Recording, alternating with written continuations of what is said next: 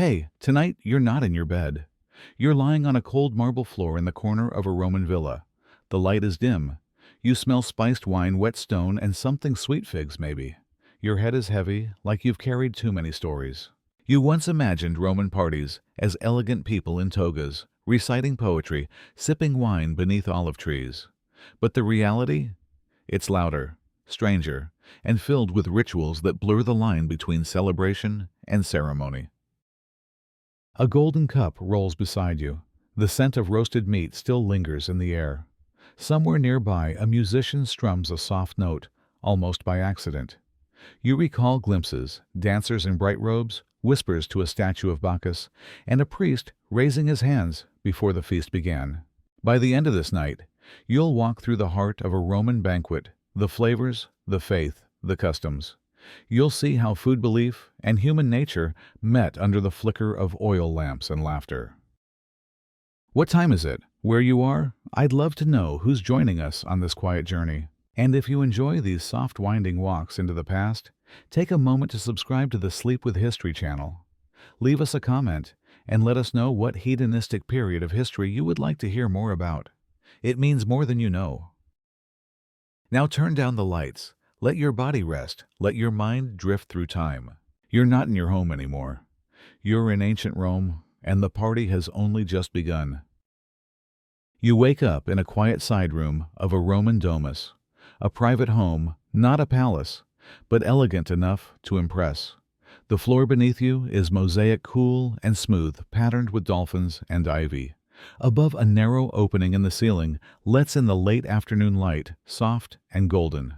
The walls are painted in faded reds and ochres with mythological scenes, half flaking. A clay oil lamp flickers nearby its flame, steady casting shadows across the floor. You hear the rustle of sandals on stone and distant voices, servants perhaps, or guests arriving early. There's a fountain trickling in the atrium. Somewhere deeper in the house, laughter echoes warm and low. This isn't your home, but you were invited, or maybe brought. You're not sure anymore. Your tunic is clean, if a little tight. A garland of bay leaves rests nearby. You feel both important and invisible. You stand, stretch, and glance around.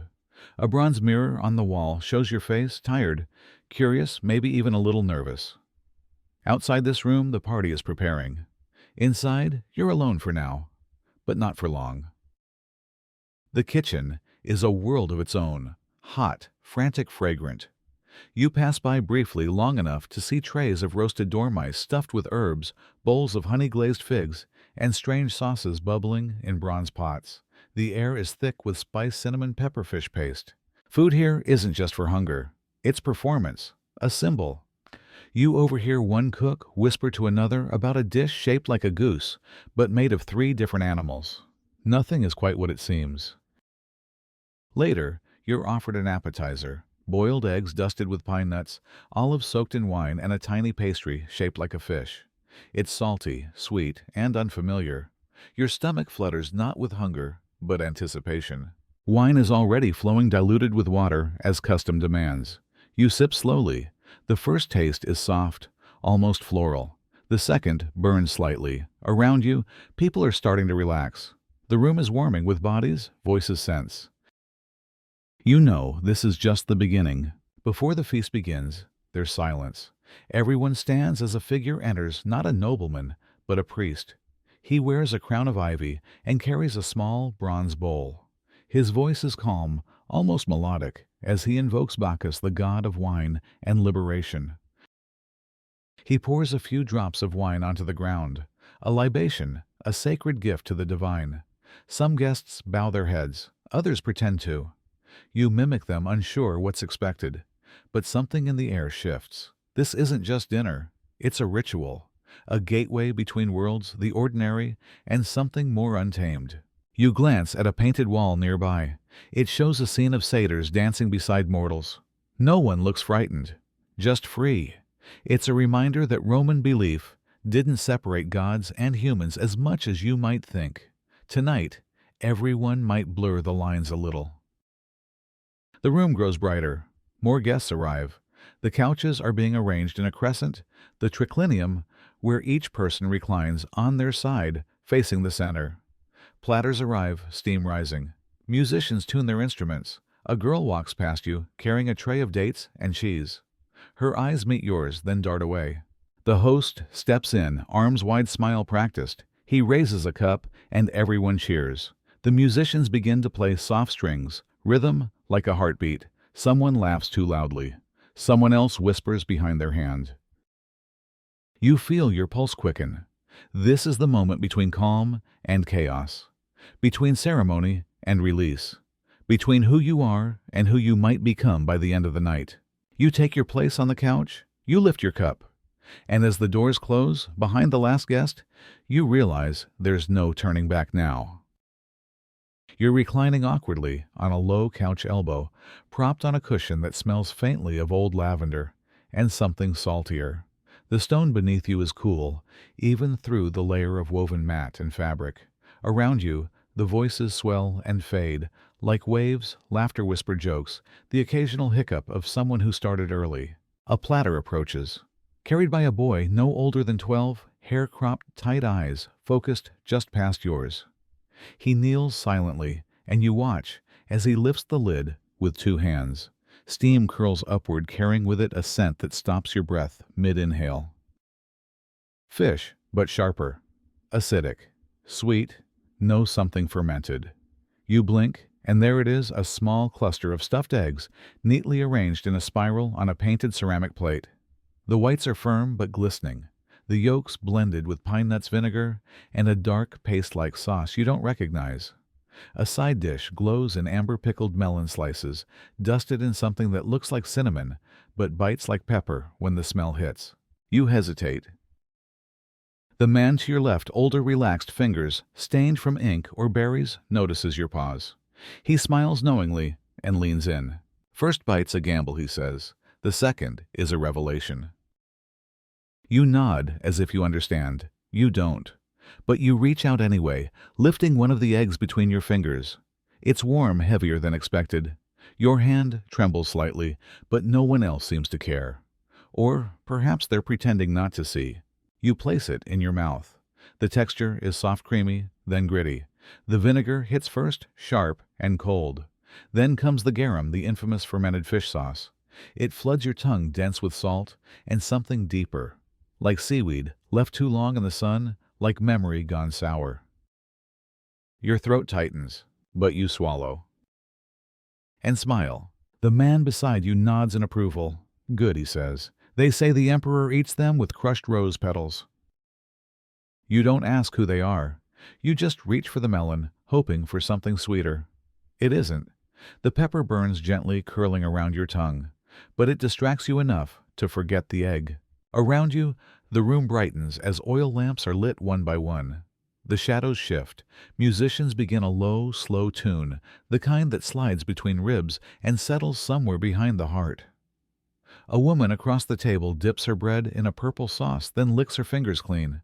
Her eyes meet yours for half a second. Then she turns. Another plate arrives. This time, figs stuffed with pine nuts and cheese drizzled with honey. You try one. It's soft, warm from the kitchen's fire, and tastes like childhood if childhood included wine and bees. You glance around. No one seems to be rushing. Each bite is deliberate. Performed almost, as if eating is both ritual and display. A performance of ease, of elegance, of belonging. You chew slower. Let the salt linger. Let the discomfort fade. Let the flavors pull you deeper into this strange golden room, where nothing, not even an egg, is what it seems. The fig is still sweet on your tongue when another servant appears.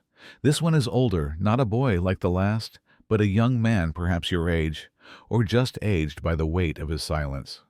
His tunic is plain off-white, stained at the hem, with wine or grease or both. He carries a silver tray, balanced perfectly on one shoulder, like it's part of his body. He doesn't look at you directly. His eyes stay low, not quite the floor, not quite your face, somewhere in between, as if looking too closely might make him visible, and being visible might be dangerous. He steps forward, quiet as a breeze, and kneels beside your couch. From the tray, he lifts a small bowl, delicate clay, painted with ivy vines, and holds it in two hands, waiting. You hesitate again, not because you're unsure of the food this time, but because you're unsure of him. You catch a glimpse of his hands, strong, steady, fingernails stained dark from handling wine and firewood. A small scar curves over the back of his right knuckle. It looks old, white, and healed, but the skin dips slightly there, like someone once pressed a ring too tightly into flesh. He doesn't speak. Slaves are not allowed to, unless spoken to. You reach for the bowl. His hands move with yours, keeping the dish perfectly balanced until it rests in your grip. He nods, just barely, then shifts backward, still kneeling still, not meeting your eyes. Then, like a shadow folding in on itself, he melts away into the space behind you, back into the rhythm of the room. The dish he left contains something rich and dark, small strips of meat, slow roasted and dusted with ground dates and crushed fennel seed. You taste it. Soft. Tender. Too tender. You try not to wonder what kind of animal it came from. You take another bite. The spices bloom slowly, warm, fragrant, oddly comforting. But your mind drifts back to the scar on the servant's hand. You picture the movements of his fingers, the way he offered the bowl, like an extension of someone else's will, as if even his service wasn't fully his own. A voice breaks your focus. He's well trained, that one says, the man beside you. Belonged to a senator once. Knows how to move like smoke. You nod, because that's what you're expected to do. But something about the comment sticks in your chest. Belonged. The word lingers. You glance toward the doorway, where another servant, a girl this time, is refilling pitchers. Her movements are careful, practiced. She flinches slightly when a goblet tips near her, catching it with reflexes far too fast to be instinct alone. You wonder how long it takes to learn that kind of fear. Back at your place, another tray is placed before you. This time, a variety of sauces, one red and sharp, another green and creamy, the last black and gleaming. Beside them, a small loaf of flatbread dusted with herbs. The same young man is there again, kneeling silent. You realize you hadn't noticed him return. You look at him. Really look. And for a fraction of a second, he meets your gaze. His eyes are dark, unreadable, but behind them, a flicker. Not a plea, not sadness. Something harder, like metal beneath cloth. Then it's gone. He stands, turns, and vanishes into the folds of the party. Just another part of the machinery that keeps the room glowing and gliding forward. You dip the bread in the black sauce. It's smoky, bitter, unfamiliar. You chew slowly. You don't stop thinking about the scar. The room has grown louder, not with shouting, no, not yet, but with that warm rising hum that means people are settling in. The couches have shifted closer together. The air is denser, sweetened with oils and roasted fat. Somewhere incense burns, frankincense maybe, or myrrh, blending with the scent of peppered meat and sour wine. You lean back, belly-warming mouth still tingling from that bitter sauce. Then the next dish arrives. It's carried in by two servants. One holds a tray, the other walks ahead, ringing a small bronze bell. The chatter softens. People turn. The tray is placed in the center of the triclinium on a low, polished pedestal. You're just close enough to see the shimmer of the glaze red clay painted with gold leaf vines. On it, a single roasted heart. Large, glossy. Dark as lacquered wood. It gleams in the firelight like something alive. Around the heart, thin slices of something white and translucent have been curled into petals, perhaps radish, perhaps fish. They form a flower. The dish is meant to be beautiful. You can see the artistry in it, but the beauty makes it worse. Someone nearby whispers pig's heart, stuffed with pine nuts and garum-soaked bread, boiled in honey, then roasted. You blink.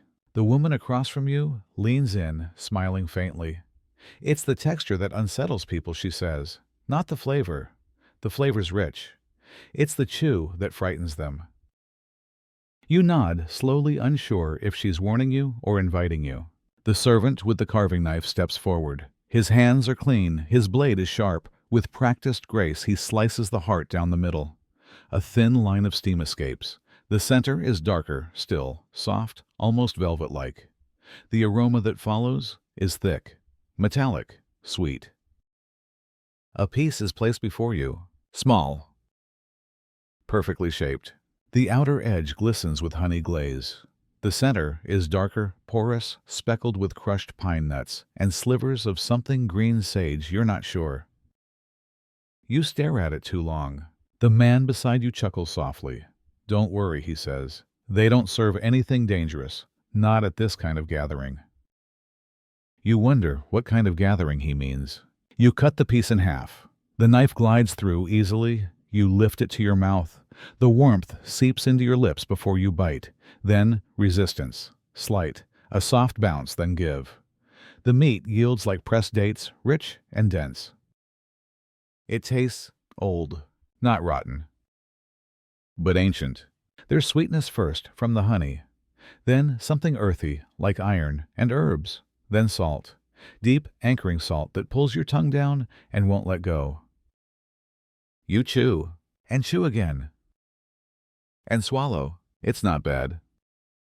It's just not food in the way you're used to. It's more like memory. Something someone once told you about long ago, and now you're living it through flavor.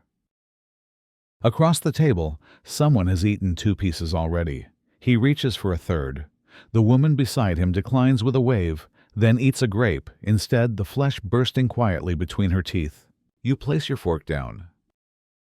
You feel full, but not satisfied. Like something inside you is fed, but not the part that asked for it.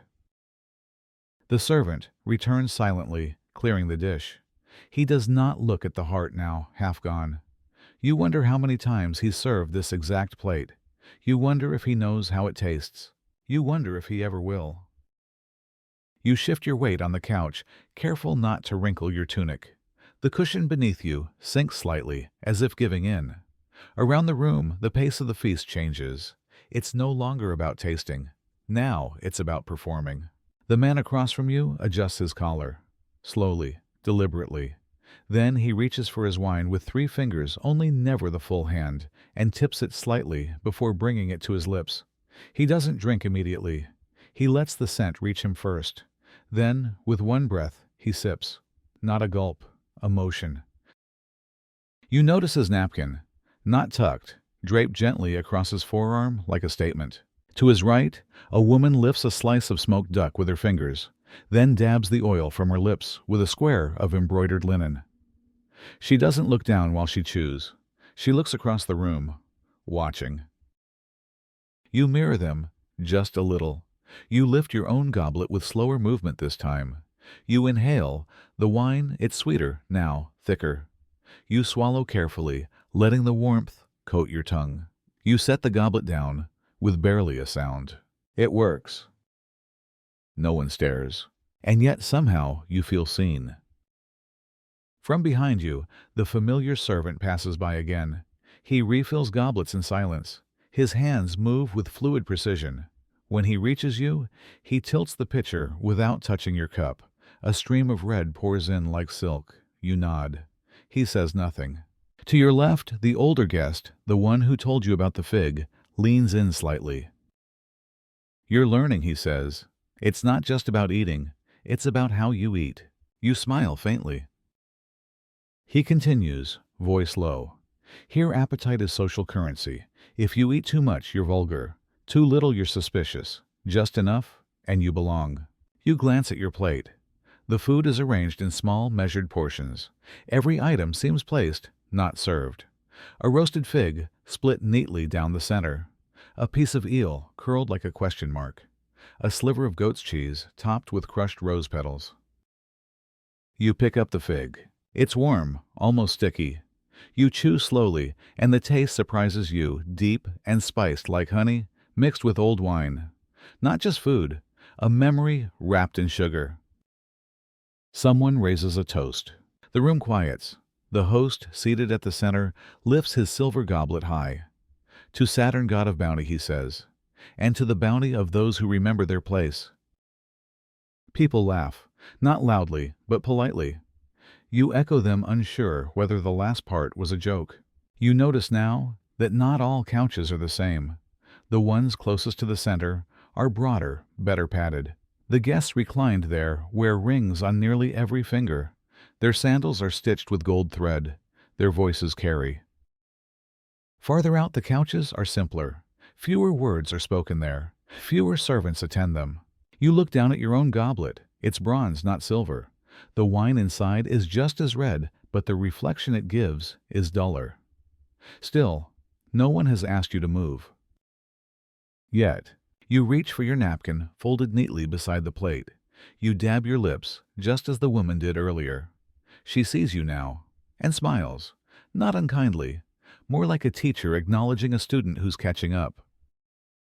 The music shifts, softer, slower. You realize the feast isn't just about indulgence. It's a language, and you've just begun to understand the accent. The next dish arrives without warning. It isn't carried with ceremony or trumpets. It's placed beside you, almost casually, a small wooden tray stained dark from years of use. On it, a series of neatly rolled bundles, wrapped in fig leaves and tied with thin threads of flax. A shallow bowl of pale yellow oil sits at the center. The scent reaches you even before you look closely. And it hits like a wave. Sour. Sharp. Rotten. You freeze. The older man beside you leans over and smiles, eyes twinkling with something that might be amusement or challenge. Salsamentum antiqua, he says, as if the name itself explains everything. Fish, salt, thyme. He unties one of the bundles with care, revealing a dark, glistening fillet, thin as a ribbon, soft as overripe fruit. He dips it into the oil, rolls it slightly on his tongue, and closes his eyes. "Do you know how long they age this?" he asks, after swallowing. 3 years. Buried in ceramic, under straw, left to ferment beneath the summer heat. You try not to show it, but your throat tightens. The smell alone makes your stomach tense, like seaweed left too long in the sun or oysters past their hour. He offers you a piece. You hesitate. He shrugs. Bacchus would be offended if you refused, he says with mock seriousness. And you wouldn't want to insult the god of pleasure tonight, would you? You take the bundle. The fig leaf is soft, damp. Inside, the fish glows with a kind of unnatural sheen. You dip it in the oil, trying to copy his motion. You raise it to your mouth. The smell intensifies. And you eat. The flavor is overwhelming. Salt first. So much salt your eyes water. Then sour, acidic, and pungent, like vinegar laced with smoke. Then something deeper, like ash, like earth, like the bottom of a forgotten barrel. You chew slowly. Your mouth doesn't know what to do. You swallow, and your body shudders. You reach for wine quickly, too quickly, and take a sip that almost chokes you. But it helps. The fire in your throat distracts you from the storm on your tongue. Across the table, a woman laughs gently. First time she asks. You nod, eyes still wide. They say it was originally made for soldiers, she continues. Preserved for months during campaigns. Then, the rich got a taste and claimed it for themselves. She picks up her own piece and chews like it's honey. You breathe slowly, trying to reset. The older man clears his throat. They used to believe that this dish kept the gods away, he says. Too strong, too pungent. Spirits don't like things that remind them of rot. You glance at him. He's not smiling. He continues. But others said it was the opposite, that eating something fermented brought you closer to the underworld, to what lies beyond the fresh and clean. He points at the bowl. That's why it's always served at the 5th course, between appetite and indulgence, between the known and the other. You look at the dish again. You think of rot, of time, of things buried, forgotten, transformed. You wonder how many other things on this table were once considered inedible, sacred, forbidden. You think of the servant who brought it. You wonder if he flinched when the lid was opened. You don't remember finishing the fish. Somehow, the bowl was taken, the leaf discarded, and your goblet filled again. The transitions blur, like a dream fading between movements. You blink and find your fingers wrapped around the stem of a new cup. It's heavier, colder, not bronze this time, but carved stone flecked with red and black veins that spiral down its sides like frozen ink. The liquid inside glows faintly in the lamplight. Not red, not purple, something deeper, brown maybe, or the dark color of old plum skins, crushed underfoot. You raise the cup curious. The scent surprises you. It isn't wine, at least, not just wine. You catch notes of cinnamon, something floral violet, or dried petals, and beneath it, something smoky, faint, like charcoal at the bottom of a hearth. You sip. The taste rolls across your tongue like silk, warm, smooth. Then sharp a flash of vinegar or spice followed by a slow rising heat, not fiery, but deep, like warmth climbing your chest from within. You take another sip, and another. The man beside you chuckles. Mulsum, he says, wine mixed with honey, and a few other things. You glance at him. Medicinal herbs, he adds, or so they claim. You smile, though your lips feel slower now. The room has softened, or maybe your focus has. Light seems to bend more gently. Shadows fall without edges. The music, yes, there's still music, has changed. It's gentler now. A single flute weaving above the hum of conversation. Someone walks past, trailing scent sandalwood and citrus. You turn your head and the motion feels slower than it should, like you're underwater. The goblet is half empty already. You don't remember drinking that much. Across the room, guests are laughing. One man gestures wildly, with a fig in his hand. Another woman covers her mouth with both palms as she shakes with silent laughter. A dog, where did the dog come from, trots between couches, pausing to sniff at a sandal, then disappearing under a table. The servant appears again. He replaces your goblet with another. This one's thinner, taller, glass not stone. You look at him meaning to speak, but the words don't come right away. He only nods, then moves on, already part of someone else's evening. You sip again. This wine is brighter, crisper. It tastes like apples left in the sun, like grapes just short of rotting. There's something playful in it, a teasing acidity that wakes your tongue up again, just when it was starting to drift. And as it reaches your chest, something clicks. You feel warm. Not just physically, but emotionally. Open, as if the wine has cracked a door somewhere inside you. And now every laugh, every glance, every flavor lands just a little deeper. Do you feel it? A voice beside you asks. You turn. The woman who offered you the smile earlier is closer now. Her cup is untouched, balanced delicately between her fingers. You nod. She leans in. That's why we drink it this way, she says. Not to forget, but to feel more, to invite the gods in through our blood. You blink. You're not sure if she means it literally. You're not sure it matters. A toast is called. Everyone raises their cups. You join them.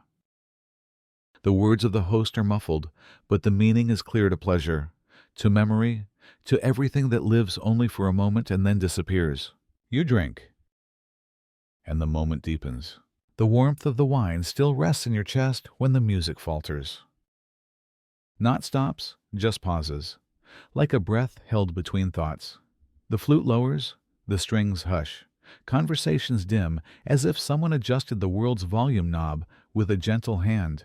You feel it before you see it. A shift. Something slow, intentional. Two servants walk in barefoot steps, in perfect rhythm.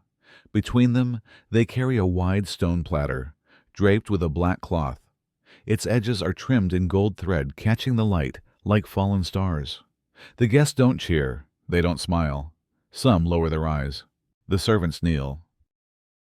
A third approaches older, robed in darker linen. He moves slowly, reverently. He removes the cloth. And there it is.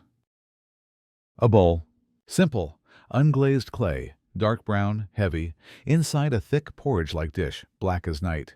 No garnish, no fanfare, just steam, rising in silent curls, carrying a scent unlike anything before. It smells earthy, ashen, a little sweet. You don't know what's in it, and no one offers to explain. But you hear whispers around the room. Lentil and barley, ashes from burnt olive branches, figs dried beside the tomb. It's not food, not really. It's memory. The older man beside you murmurs almost to himself. They called it sabus umbrae, food for the shadow, a reminder that the dead still hunger for company. You shiver not from fear, but from stillness, the kind that settles on your skin like dust in a forgotten room. The bowl is passed around, not for each person to eat, but to touch, to acknowledge. When it reaches you, it's warmer than expected, heavy. You look down into the black mass. The steam fogs your vision for a moment. In it, you think you see shapes, or maybe faces, but when you blink, it's just food again. You press your fingers to the rim. It's smooth, cool. You pass it along. Somewhere, a woman sings a single line, one note held too long. It fades into silence. A guest across the room breaks a piece of bread and dips it gently into the bowl before it leaves his hands. He places it on a separate plate, leaves it untouched. For the ancestors, someone says softly. You don't ask whose. You feel the wine rising again, not in drunkenness, but emotion. The way certain ceremonies, even when you don't fully understand them, reach into something quiet and personal.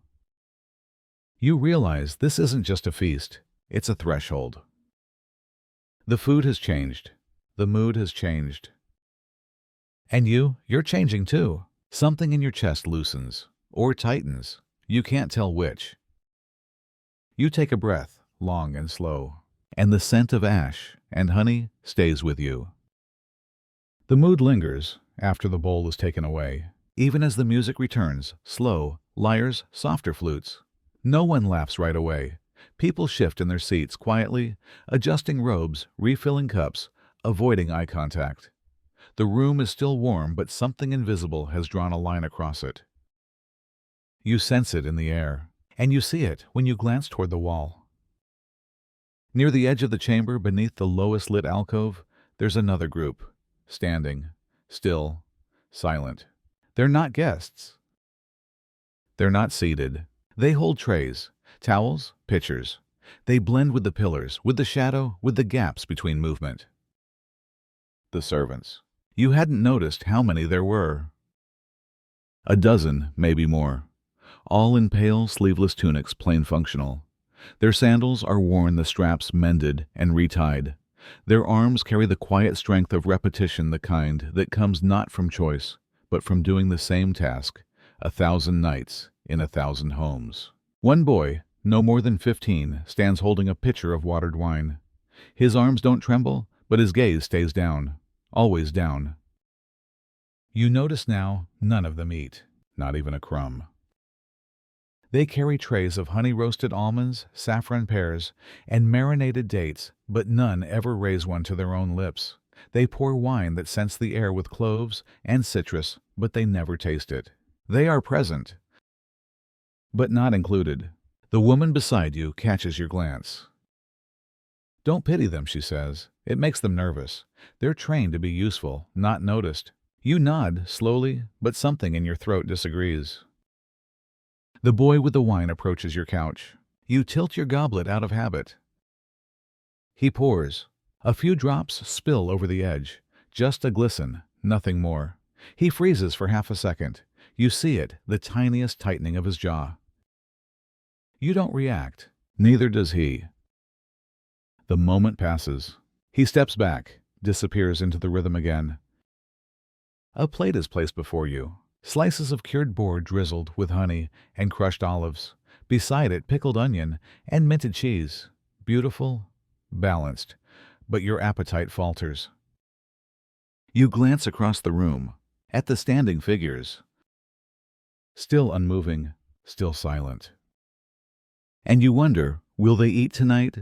After the guests leave, when the dishes are cold and the candles gone? Or will they wipe the plates clean, scrape the bones into buckets, and sleep hungry as they have every feast before? A breeze drifts through the upper vent in the roof. It carries the scent of roasted herbs. And something else, something sour, distant. You're reminded again, not all are here to celebrate. Some are here simply to serve. And some to endure. You've barely touched the cured boar when another tray arrives. This one doesn't drift in quietly. It is announced not with trumpets, but with a subtle hush that spreads across the room like a ripple. Conversations pause, heads turn. Even the musicians soften their tempo. The host himself rises from his couch. He lifts his hand, and from the rear of the room 2 servants emerge carrying a long rectangular board. On it, a single dramatic display. A peacock. Roasted whole. Feathers still intact, arranged like a fan behind the bird's back, shimmering in blue and green under the firelight. Its eyes are glass beads. Its beak has been lacquered gold. It doesn't look like food. It looks like a warning. Gasps scatter like wind through leaves. A few guests applaud softly. You do not. You stare. At the base of the peacock, a ring of small golden tarts surrounds its feet, crust braided with care filled with dark filling you can't identify. Something soft, something lumpy. You glance at the woman beside you. She whispers, tongue of duck, liver of goose, minced and sweetened, a delicacy. You nod too quickly. The host walks between the couches, now smiling wide. A servant carves the peacock, not for everyone, just a few. The innermost circle, those with golden rings and deliberate laughter. Then the host gestures towards you. You freeze. He waves the servant over. A tart is placed gently on your plate. It's warm, still steaming. The host leans close, not rudely, but intimately. Try it, he says. Tell me it doesn't taste like victory. His tone is light. His eyes are not. You smile. Because what else can you do? You lift the tart with both hands. The crust flakes slightly. It's delicate. Inside the filling is almost black, dense, glossy rich. The scent is overpowering like sweet wine boiled with marrow. You bite. It's intense. The meat is soft ground, so fine it melts. But then comes the aftertaste liver, iron honey cloves, and something faintly bitter. You're not sure if it's the duck or the moment. You chew slowly, swallow carefully, and nod. The host laughs. Ah, refined tongue, he says. We'll make a Roman of you yet.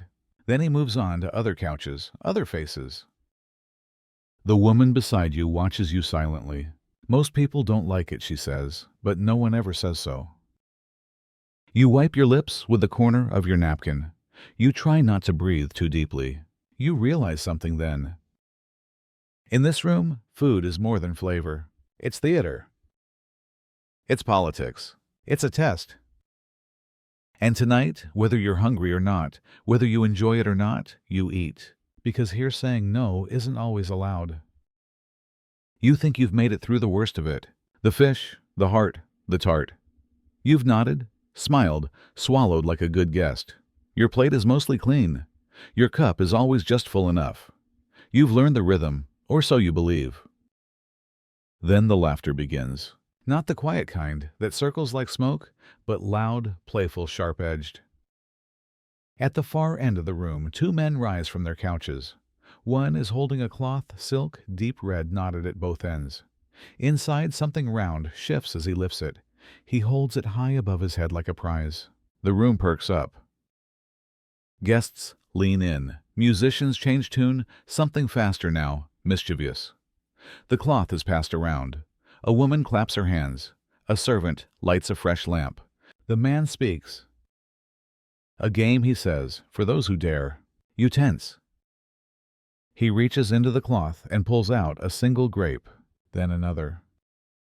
Then, something larger wrapped in waxed paper, roughly the size of a fig.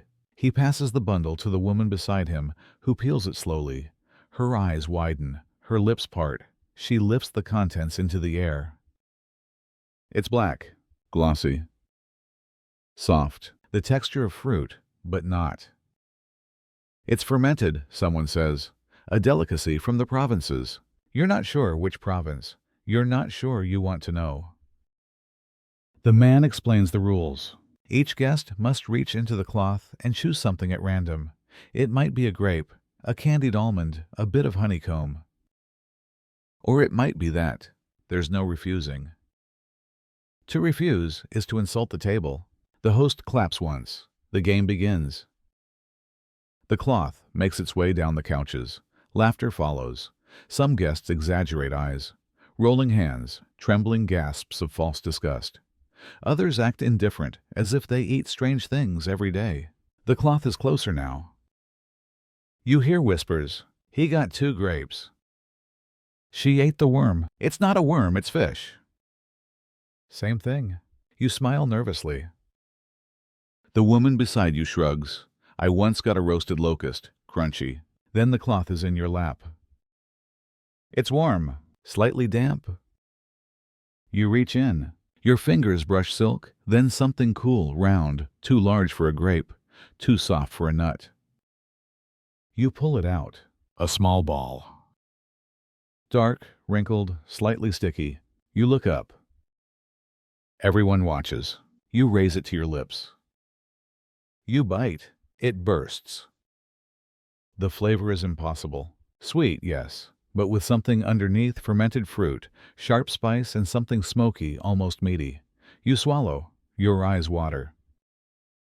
Laughter rises, not mocking. Not cruel, just delighted. You pass the test. You laugh too. Because what else can you do? The game moves on. The cloth continues its journey. Somewhere, someone shouts, "They got the peppered fig." Applause follows. You lean back, heart still racing. Mouth still tingling. You glance around. And for the first time all evening, you don't feel like an outsider anymore. You feel initiated. The room hasn't gone silent, but the noise has changed. No more laughter. No more clinking of goblets. The game is over. The last tart, eaten, the final note of the lyre fading into a hush. It's not a sudden shift, but a drifting one, as if something older than the party itself has stepped through the door. You sense it before you see it. Not movement. Stillness. From across the room a man rises. Not the host, not a noble. His robe is plain but immaculately clean. Dark green, trimmed with ivy leaves pressed into the fabric. His hair is short-oiled. His steps are measured almost too slow for a man his age. He carries nothing, but when he passes by, the guests bow their heads. He doesn't speak, not yet. You watch him walk to the center of the room where the empty peacock platter still glints with gold feathers. He stops there, looks up not at anyone in particular, but somewhere above beyond the ceiling, as if listening for something no one else can hear. A servant brings him a small bowl. Inside wine, dark. Still, he takes it, lifts it in both hands, and without a word, he pours a few drops onto the floor. The liquid vanishes into the tiles, disappearing into cracks between mosaic stones. No one moves, no one speaks. You realize your breath is shallow. This isn't part of the meal. This is something else. The man begins to murmur. You can't hear the words, but you feel them. They're not loud, just steady. A rhythm more like a chant than a prayer. You recognize no gods, no names. Only the cadence of belief, the sound of someone who isn't asking, but announcing. You glance at the others. Some close their eyes. Some place a hand on their heart. Some stare at the flame in the center of the room, where the oil lamp still flickers. You do none of these things. You just watch. And listen. The priest, if that's what he is, kneels. He places the bowl before him, presses both palms to the floor, and bows his head low, almost to the ground. The room holds its breath. Then he stands and leaves. No speech, no gesture. Just gone, as if he had never arrived at all. You look around. The guests return to their places. But something is different now. Even the music, when it begins again, sounds changed, slower, more fragile. You sip your wine. It tastes deeper now. Not sweeter, not stronger, just older. As if the silence had soaked into it somehow. And for the first time all night, you think not about what comes next, but what came before. The table has been cleared. Not completely, crumbs still cling to plates, goblets sit half full, and a few guests nibble absent-mindedly on candied dates. But the center of the room, once crowded with peacock platters and sauces, now stands empty, not for long. From a shadowed alcove, two servants emerge. They move slowly, carefully. Between them, they carry a low, square table, more altar than serving board. It's made of dark wood, nearly black its surface, polished smooth. At its center rests a small bronze statue, a bearded figure with grapevines twisted into his hair, a cup in one hand, a cluster of grapes in the other. Bacchus, the god of wine, of ecstasy, of release. The room shifts again, not into silence, but into reverence. The laughter fades. The music softens to a hum. The dancers still their hips. Even the host leans back, eyes fixed on the statue, like a man waiting for judgment. A bowl of wine is placed beside the figure. A plate of figs, a chunk of bread, torn not sliced. A few drops of honey. The offerings are simple, humble even, but something in the way they're placed slowly, evenly, without a word, makes them feel sacred. You watch as a woman steps forward.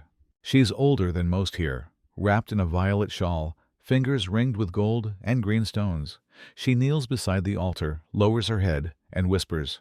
You can't hear the words. No one else seems to try. When she finishes, she rises without looking back. Another guest replaces her. Then another. One by one they approach, some with solemnity, others with a kind of nervous awe. Each one offers something, a breath, a touch, a murmur. Some reach toward the wine bowl but never touch it. Others place their hands flat on the wood, then withdraw as if burned. You don't know the ritual. You don't know if you're meant to join. Then the servant appears beside you. He doesn't speak. He just tilts his head toward the altar. An invitation. You rise.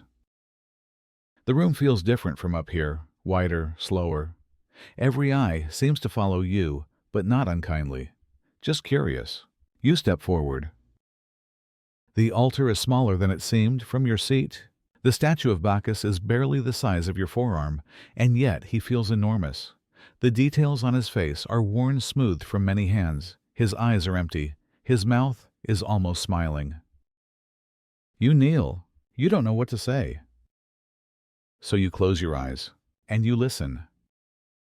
You listen to your breath, to the blood in your ears, to the distant sound of water dripping somewhere beyond the walls, to the quiet that is never truly quiet. You open your eyes. You reach out and place your fingers gently on the corner of the altar. The wood is warm. You whisper not a prayer, but a thought. A question. Why do we feast to feel full and leave feeling hollow? Then you rise and return to your seat. No one claps, no one nods. But the altar stays where it is, right in the center between candlelight and shadow. A quiet reminder that even in celebration, something older is always watching. You return to your couch, but something's different now. The cushion feels colder, the goblet heavier.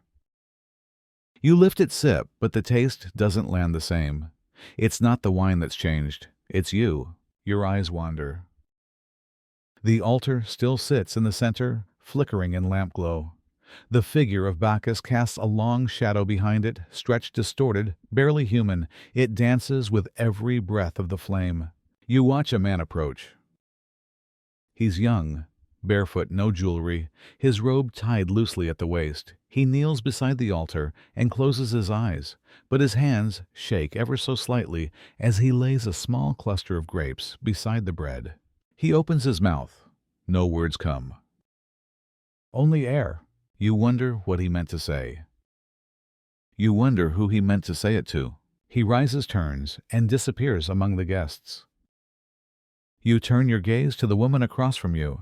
She hasn't moved since the statue was placed. Her hands are folded in her lap. Her eyes, wide unblinking, are fixed on the bronze god. She whispers something. Then something else. But her lips barely move. You try to read them. Can't. Her fingers twitch once. Then still. To her left, a boy barely old enough to drink presses both palms to the floor beside the altar. Not dramatically, just gently, like placing your hand on the chest of someone sleeping, waiting for a heartbeat. A servant walks behind him, briefly pauses, then moves on. No one speaks. No one laughs. The party isn't over, but it's changed. Now every gesture feels sacred, or perhaps rehearsed. You can't tell the difference anymore. A woman wearing a veil steps forward. Her feet are silent on the stone.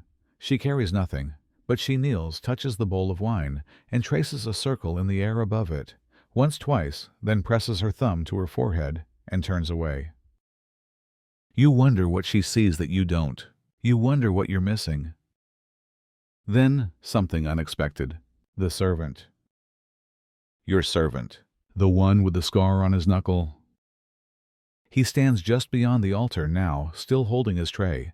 He doesn't kneel, doesn't speak, just watches. His face is unreadable.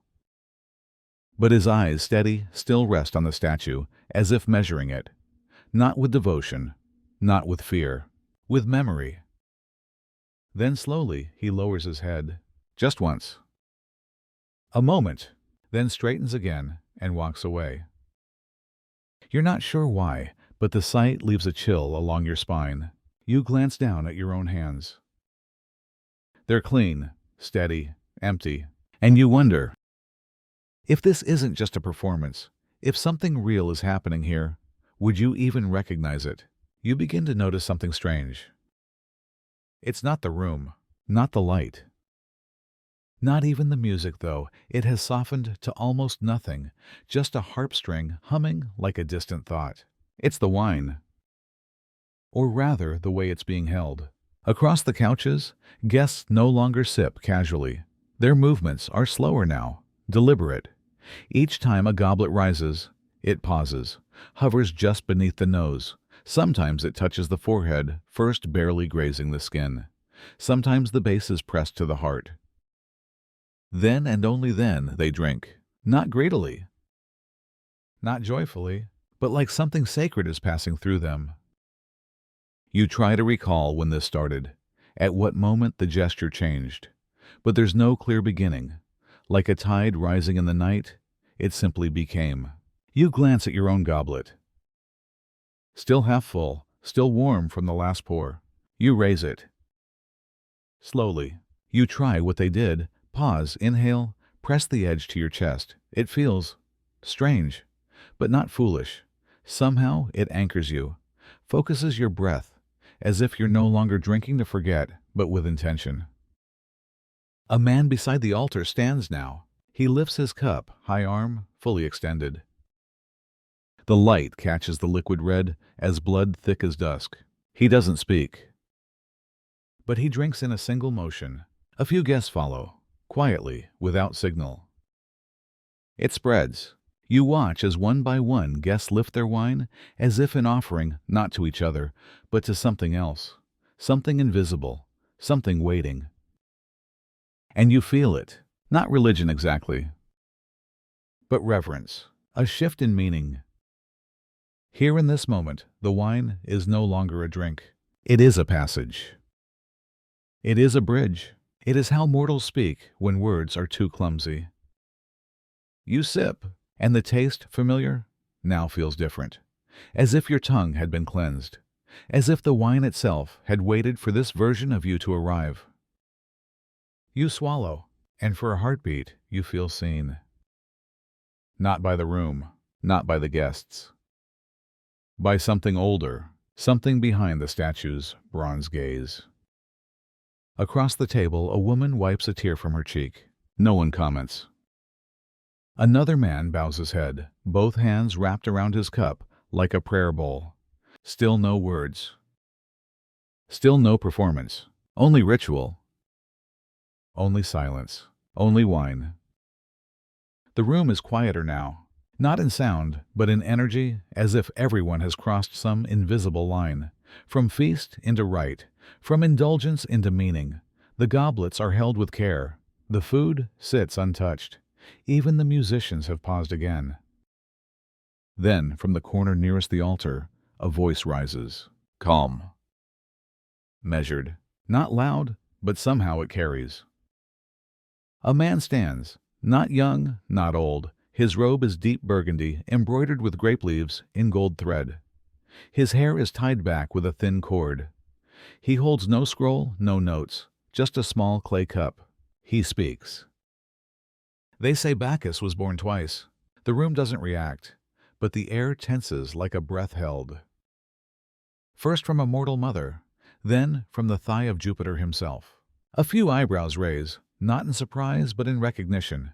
Everyone here has heard some version of the tale, but no one interrupts. His mother Semele desired to see Jupiter's true form, and so he revealed himself, thunderfire, divine light. She perished in an instant, but the god took the unborn child and sewed him into his thigh. He pauses, takes a sip, continues.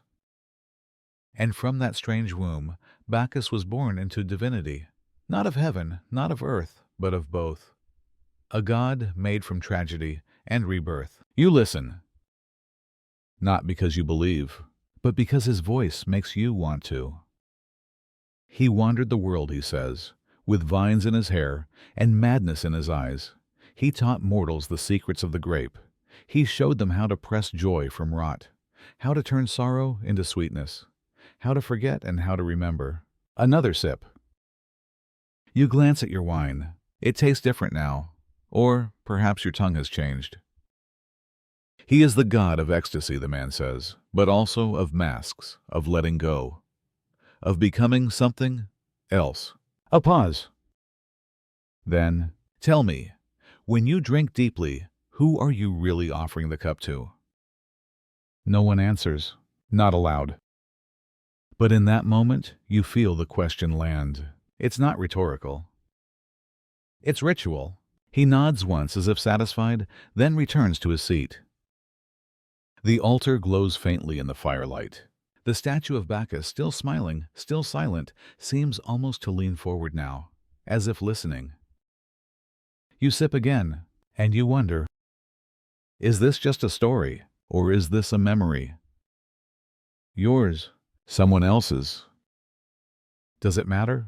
You're still holding your goblet when the sound begins. Not music, not speech. A low humming, like wind between rocks, or the deep-throated moan of a distant storm. You can't place its source. It doesn't seem to come from the musicians, or from the priest, or from any one person at all. But it's there. And it's growing. You look up. Near the altar, a man stands. His robe is loose, falling from one shoulder. His chest is bare, painted in faint spirals, wine red on olive skin. He walks forward slowly, barefoot arms hanging at his sides like vines. He stops. He doesn't speak. Not yet. His eyes are closed. His lips move silently, like the echo of a forgotten chant. Then, suddenly, he shudders. Not from cold. From something else. He lifts his head and opens his mouth. But what comes out isn't language. It's sound, raw, low, winding like smoke. Then he begins to speak words now, but strange broken Latin, or something older. His voice rises and falls with no rhythm, no meter, no punctuation, just emotion poured unfiltered, like a dream recited aloud. You glance at the others. No one looks confused. No one laughs. Some bow their heads. Others close their eyes. You watch. You don't know if it's real or performance, if he's possessed or simply playing a part, if this is divine ecstasy or well-rehearsed madness. But the air shifts again. The flames tilt. The wine tastes stronger. The altar seems taller. The man raises his arms. He spins, once robe flowing behind him, and falls to his knees. His voice drops to a whisper. Then silence. Complete, the kind that presses on your chest. He kneels for a long moment, then rises slowly, as if the floor is reluctant to release him. He walks away. No applause. No acknowledgement, just absorption. Like he has been drained. You wonder, did he become something or return to something? You don't know, but you feel changed for having watched. Not because of what he did, but because of how the room responded. No mockery, no doubt. Only space for something that might have been real. Or might have been necessary. After the man departs, the room doesn't speak. Not because it's stunned, because it expects this. As if the presence that entered through him hasn't yet left. And then, the host stands, not in a rush. Not to reclaim attention, but with the solemnity of someone about to speak into another world. He lifts his goblet, not high, just a heart level. His voice, when it comes, is softer than you've heard all evening. May Bacchus find his place among us.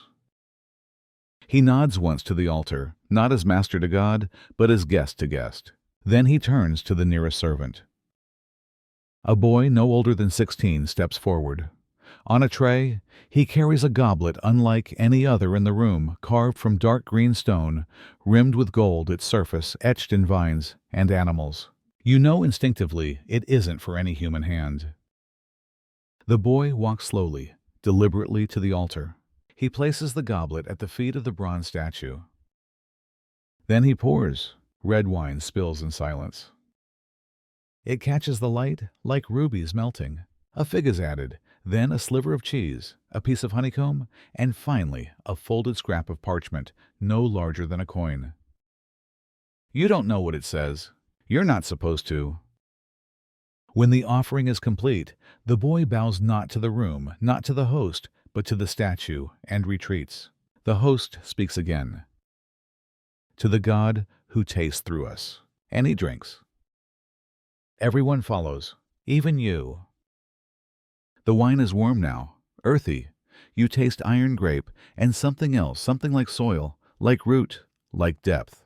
Across the table, someone whispers, "He sits with us now." You're not sure who they mean, but you feel it.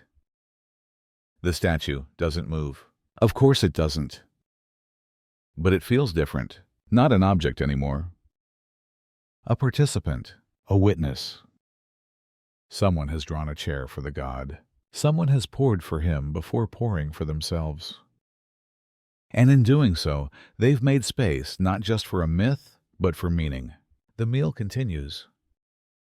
But something's shifted. Every gesture is quieter now. Every bite taken more slowly, as if each person is aware we are not alone at this table. Not tonight. Not anymore. You hadn't noticed the lamp before. Not this one. Not the small bronze vessel at the far end of the room, where the wall curves inward, catching the shadows just right. It sits on a pedestal no taller than your knee, and though the air moves gently, stirred by sandal's breath, and whispers the flame within it does not waver.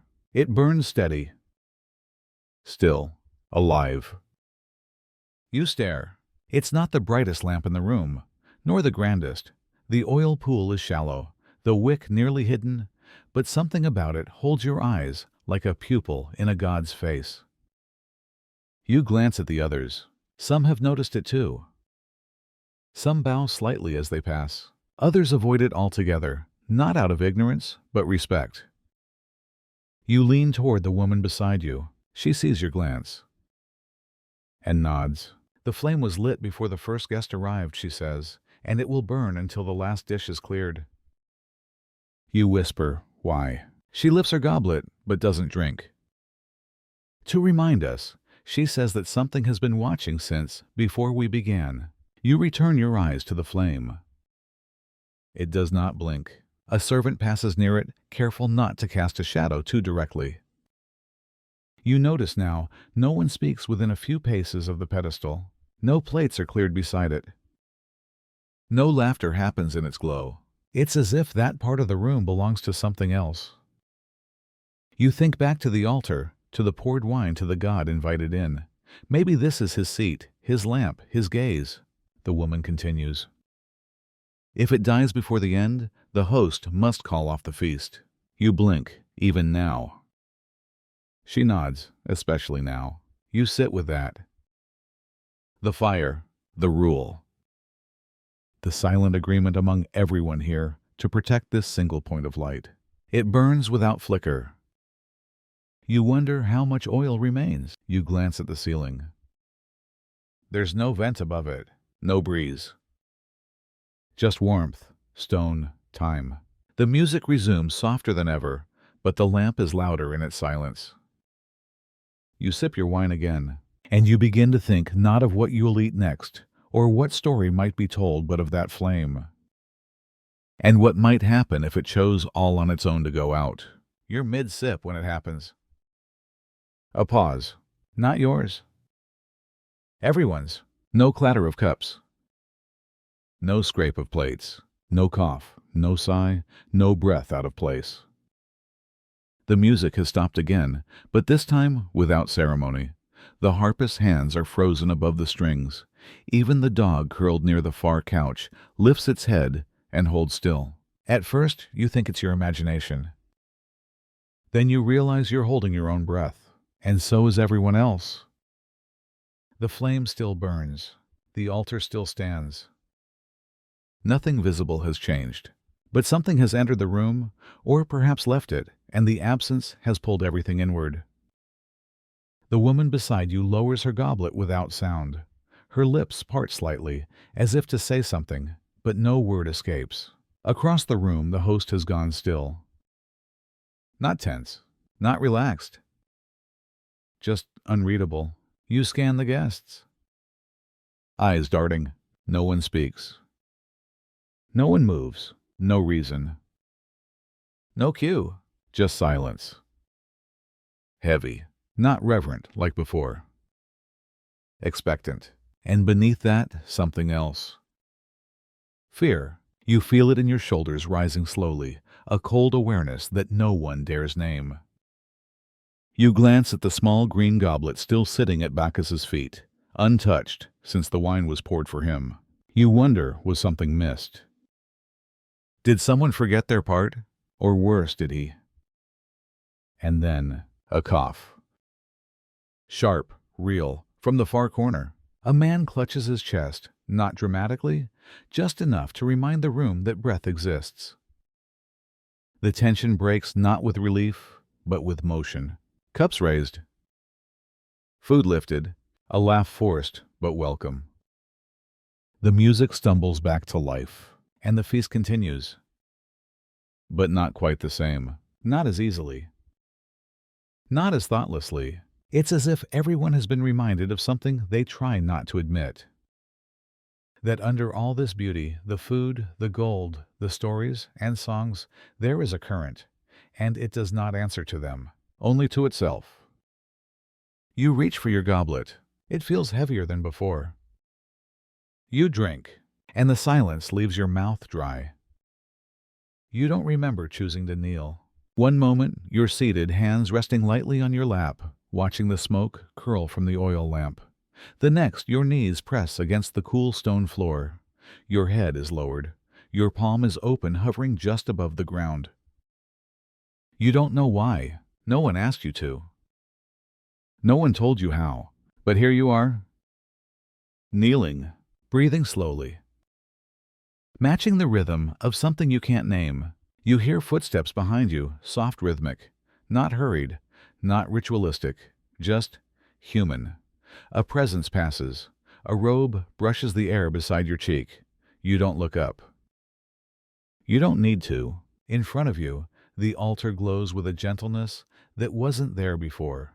The bronze statue still smiles, but softer now, as if the metal has learned kindness.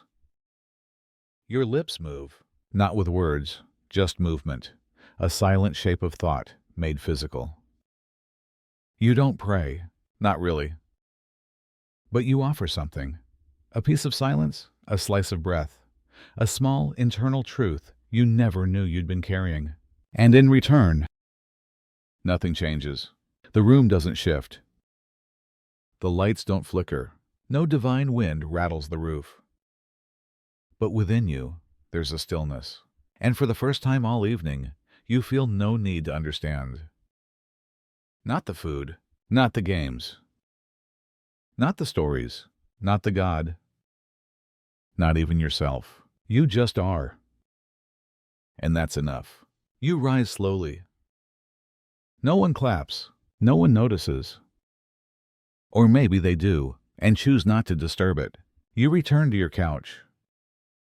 The cushion is warm now, the goblet half full. You take a sip, and you realize something you hadn't before. You came here to witness, to observe, to survive. But now you're participating. Not because they've accepted you, but because you've accepted this. The mystery, the myth. The mingling of belief and beauty and brokenness. You close your eyes for a moment. Let the weight settle. Let the light hold you. And just before you open them again, you whisper so softly, even you aren't sure you meant to say it. I believe. You feel it before you see it. That strange electric stillness. Like the air itself has noticed you. You lift your gaze, slow, cautious, and there they are. Eyes, across the room, watching you. Not casually, not by accident. A woman young, yes, but not in the way of years. Young like fire alive, deliberate, impossible to ignore. Her hair is pinned high with strands curling around her cheekbones like soft smoke. Her fingers rest lightly on the stem of her goblet, unmoving. She doesn't smile. She doesn't look away. She just holds you there, not by force, but by gravity. You feel it in your throat first. Then your fingertips. A tiny surge as if your body remembered something your mind hasn't learned yet. You glance down. Pretend to adjust your robe. Pretend you didn't feel it. Pretend the gaze didn't land where it did, just below the shoulder, just above the heart. But when you look up again, she's still there, still watching, still waiting, not for you to speak, not for you to act, just to remain. And you do. You don't nod. You don't wink, but something passes between you anyway. Not flirtation, not yet. More like a message without language. I see you. I remember you. I don't know you, not really, but I will. Another guest laughs nearby. A servant trips over the edge of a rug. The harpist plucks a low, wandering note, but all of it feels distant.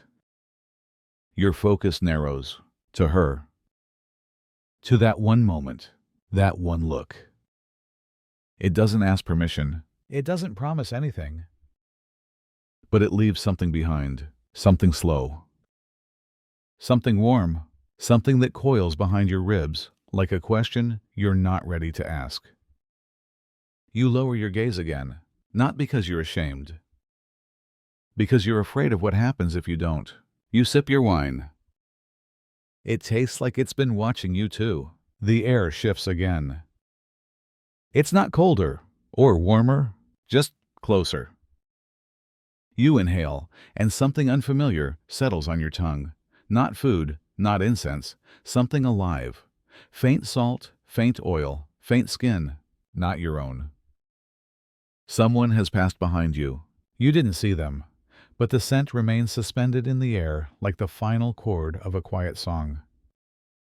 You close your eyes, just for a moment. Let it settle. Let it wrap around the inside of your lungs like memory. There's rosemary in it, and smoke. And something soft like linen, worn too long against a warm body. You open your eyes. Across the room, dancers are moving now. Not many, just 3. Their arms are slow wrists, fluid hips, circling like the hour hand of a forgotten clock. The room hasn't turned into celebration. Not yet. This is still something else, something sacred. Or at least private. One of the dancers passes near your couch, a woman draped in gauze so thin it looks like mist. Her steps are silent. Her skin glows in the firelight. You see the arch of her back for only a second, but it burns itself into your vision like a sun you weren't supposed to look at directly. She leaves behind the same scent. Not perfume. Not flower. Person. You feel it more than you smell it now, where your skin is uncovered.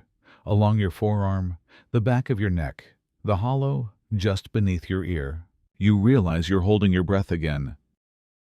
Not because of fear, because of presence. You glance to your right. A guest is watching the dancers too, but differently. Their expression is soft, almost reverent. Not desire, not longing, something more curious. Like watching waves crash when you don't know how to swim. Your fingers curl slightly on the cushion. You shift your weight. Every inch of fabric against your skin feels suddenly louder, as if your robe has learned to speak and it's whispering only to you. You think of the wine, the food, the flame, the look, and now this. This scent, this skin, this moment where the world has reduced itself to proximity. Someone passes again. Their elbow brushes your shoulder, not hard. Not intentionally, but not by accident either. You don't look up, but the hair on your arm does. You realize something then. You are no longer just in the room. The room is on you, and it smells like someone you've never met, but will never forget. You didn't notice when they sat beside you. One moment, the cushion to your left was empty, a strip of embroidered linen folded neatly undisturbed. The next, someone is there. Not loudly, not abruptly, just present. You don't turn to look, not right away. But you feel them, not touching, not speaking, just there within the edge of your awareness. Their breath is slower than yours. Their posture relaxed, arm draped over their knee, head slightly tilted. You see it in your peripheral vision, just enough to read comfort. Or control. The space between you is not gone, but softened, dissolved. Like two shadows overlapping in late afternoon. You shift slightly, not away, but with intention. You cross your leg, adjust your sleeve.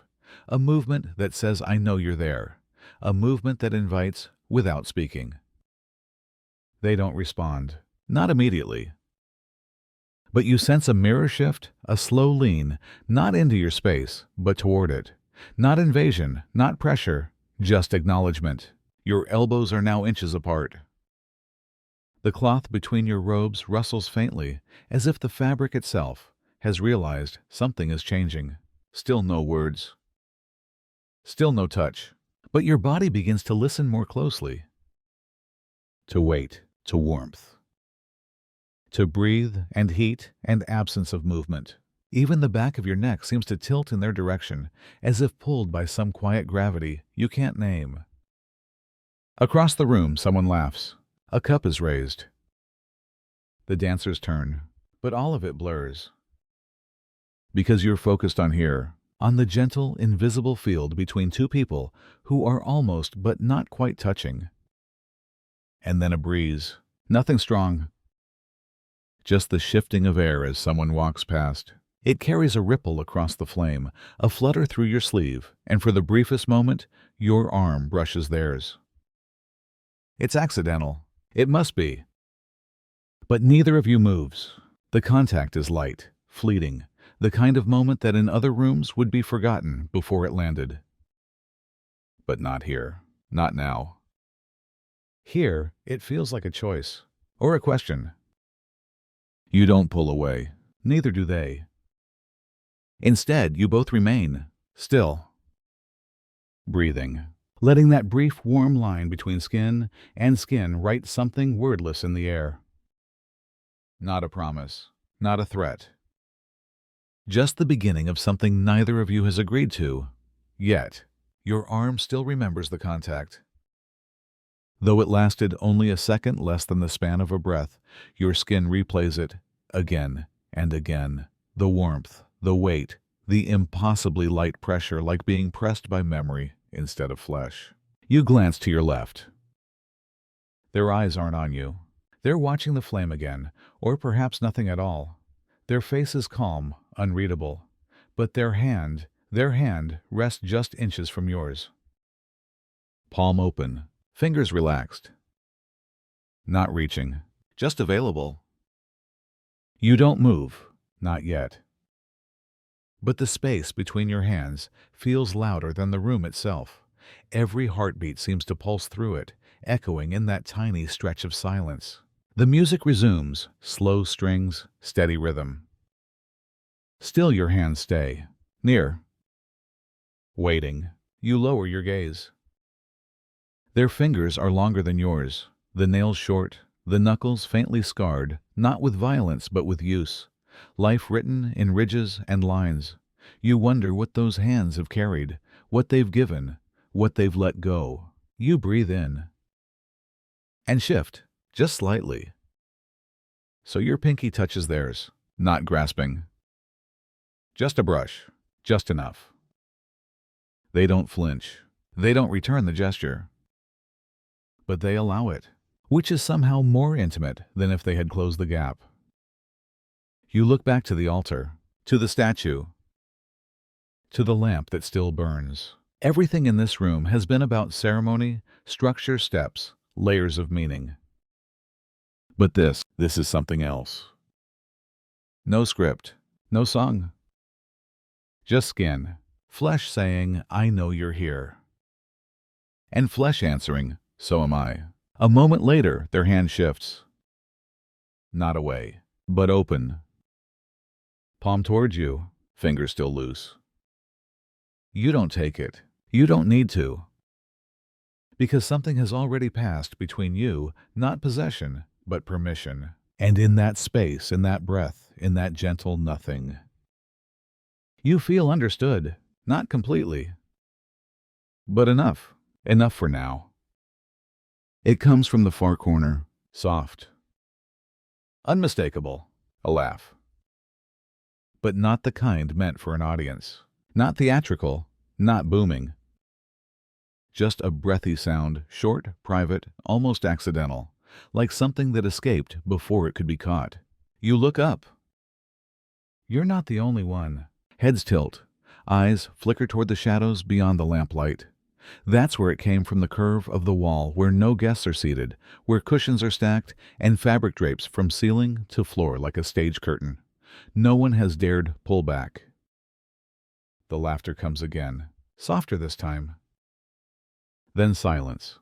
No one speaks. Not in protest, not in concern. Just listening. The music plays on a little slower now, as if trying not to disturb whatever it is that has just stirred. You glance towards your companion. They don't meet your eyes. But you see it, the smile. Faint, closed-lipped. But real, like they've heard this laugh before. Or like it was meant for them. You lean back slightly, watching the room. Some guests return to their food. Some pretend they didn't notice. But the air has changed just a little, loosened, warmed, as if something beneath the marble and incense has turned over in its sleep. You look toward the corner again. Nothing moves. The shadows are deep there. Inviting, not threatening. You sip your wine. The cup is nearly empty now, but the flavor lingers: dark fruit, spiced honey, and something faintly bitter like bark. The laugh doesn't come again, but the memory of it stays. Echoing not in your ears, but in the space between thought and feeling where intuition lives. And now you're wondering, was it someone? Was it something? Or was it you, remembering how to laugh? Words no longer matter. They fall away one by one, like petals from an overripe flower. Whatever was said, toast, story, blessing, has faded. Even the laughter from the corner feels like it belonged to another room, another version of this night. What remains now is sound, pure, unspoken, untranslatable. The music has changed. Again. You didn't notice when, but now it flows differently, no longer in rhythm, but in feeling. The harp isn't strummed, it's breathed. The flute doesn't trill, it aches. And beneath it all, the steady beat of a low drum, slow as a resting heart. You glance toward the musicians. They're seated on the floor now, back straight, eyes closed. No sheet music, no nods, just movement, just intuition, just surrender. And in the open space before them, bodies begin to sway. Not dancers this time. Guests. People who had, until this moment, stayed seated. A woman in red lifts her arms, not above her head, but outward, as if asking the room to hold her. A man circles slowly behind her bare feet, silent on the stone. Their paths don't meet, but their shadows do. You watch. At first as an outsider, then as something else. Your own hand rests on your knee, fingers tapping in time. You didn't tell them to do that. They just did. The person beside you and the one whose hand you nearly touched now sways too. Barely. Just enough for their shoulder to brush yours with each movement. They don't look at you, but they don't move away. You feel your breath sinking with the drum. Inhale beat, exhale beat, pause string, stillness note. Someone hums far across the room. The tone isn't clear. It's not meant to be. It's just presence, shaped into sound. You close your eyes. And the music fills you, not like water. Like smoke. It moves into the spaces between thought. It wraps around the places language can't reach. It tells you things you didn't ask to hear. That time is soft. That silence is kind. That the body remembers songs you've never learned. And when you open your eyes, nothing is different. And everything is. You don't know how long you've been sitting, or standing, or swaying. The room has no clock, no sun. Only movement, only breath. Only music that now sounds like your own pulse, sometimes distant, sometimes behind your eyes. You try to swallow, but your mouth is dry, not from thirst. From fullness, not of food. Not of wine, of everything. Every sound, every scent. Every gaze, brush flicker of lamplight against polished skin. Every bite you remember. Every glance you can't forget. It lives in your shoulders now, in the weight of your spine, in the way your jaw has gone slack, not from weariness, but from surrender. The room tilts, not enough to fall. Just enough to remind you that balance is not always a choice. A servant passes. You don't look at him, but you hear the tray, the subtle ring of glass, the soft thud of feet on stone, the air parting around his body. Someone laughs again, far away. Then silence. Then a single note from the harp held too long. Your eyes close. You didn't ask them to. But they do. And in the dark behind your eyelids, the feast continues. Colors move. Warm, deep, unnamed. A bowl tips over. A cup spills. A shoulder brushes your cheek. Or maybe that last one is memory. You open your eyes, slowly. The light stings just for a moment. You blink. And the room looks different. Not because it has changed, but because you have. You feel outside yourself. And deeper inside at once, as if your bones have thinned. As if your skin listens better than your ears. Someone speaks beside you. You don't hear what they say, but their voice, its rhythm, its warmth, lands somewhere between your ribs. You nod. You think you nod. You're not sure. You don't need to be. Because now, the party isn't happening around you. It's happening through you. You hear it before you feel it. A faint pat, pat, pat against stone. Not footsteps. Not music. Not wine. Water. You open your eyes. A servant stands at the center of the room holding a ceramic bowl wide and shallow, the color of river clay. In her other hand, a bundle of soft leaves tied with twine dripping. She lifts the bundle gently and shakes it. The droplets fall like breath, scattered slow shimmering in firelight. They land on stone, on skin, on bare shoulders and silk robes. No one flinches. No one moves away, because everyone understands. This is not a disruption. It's a ritual. Another servant follows behind her with a second bowl, smaller, filled with crushed herbs, wet petals, thin slices of orange rind. Their scent rides the mist. She sprinkles again. The water touches your arm. Cool. Not cold. More aware than anything. You look up. She's near you now. Her face is calm, her eyes steady. She doesn't look at you. She looks through you as if seeing whatever you've become since the first dish was served. She lifts the leaves. A shake, a shimmer. Tiny drops land on your wrist, your cheekbone, the base of your neck. You inhale. And for the first time in what feels like hours, your lungs open fully. You didn't know they'd been tight. You didn't know your skin had been waiting, but it had. The water isn't meant to cleanse. It's meant to remind that you are not just feeling. You are a body. Present, porous, real. A musician plucks a note on the harp. A string breaks. No one reacts. The sound folds into the room like a final exhale. She steps away. And the mist remains. On your skin. In the air. Inside your mouth, you still taste citrus. Your hands rest on your lap, palms open, catching what's left of the indoor rain. It's not wet enough to change your robe. But it's enough to change you. You don't expect it. Not now. Not here. The room is soft again, quieter than before. The rain has stopped. Or maybe it never rained. Maybe the water was memory and the petals were sleep. You're not sure. You sit still. Your breath is slow. The fabric on your shoulder is slightly damp. Your fingers glisten faintly in the lamp glow. The party continues, but distant now, like a dream you're walking through from the inside out. And then it happens. A hand. Not grabbing. Not holding. Just touching. Your back. Right between the shoulder blades. The place where your spine starts to forget its bone and starts to feel like breath. The contact is so light you question it. A brush. A pause. Then warmth. Not pressure, just presence.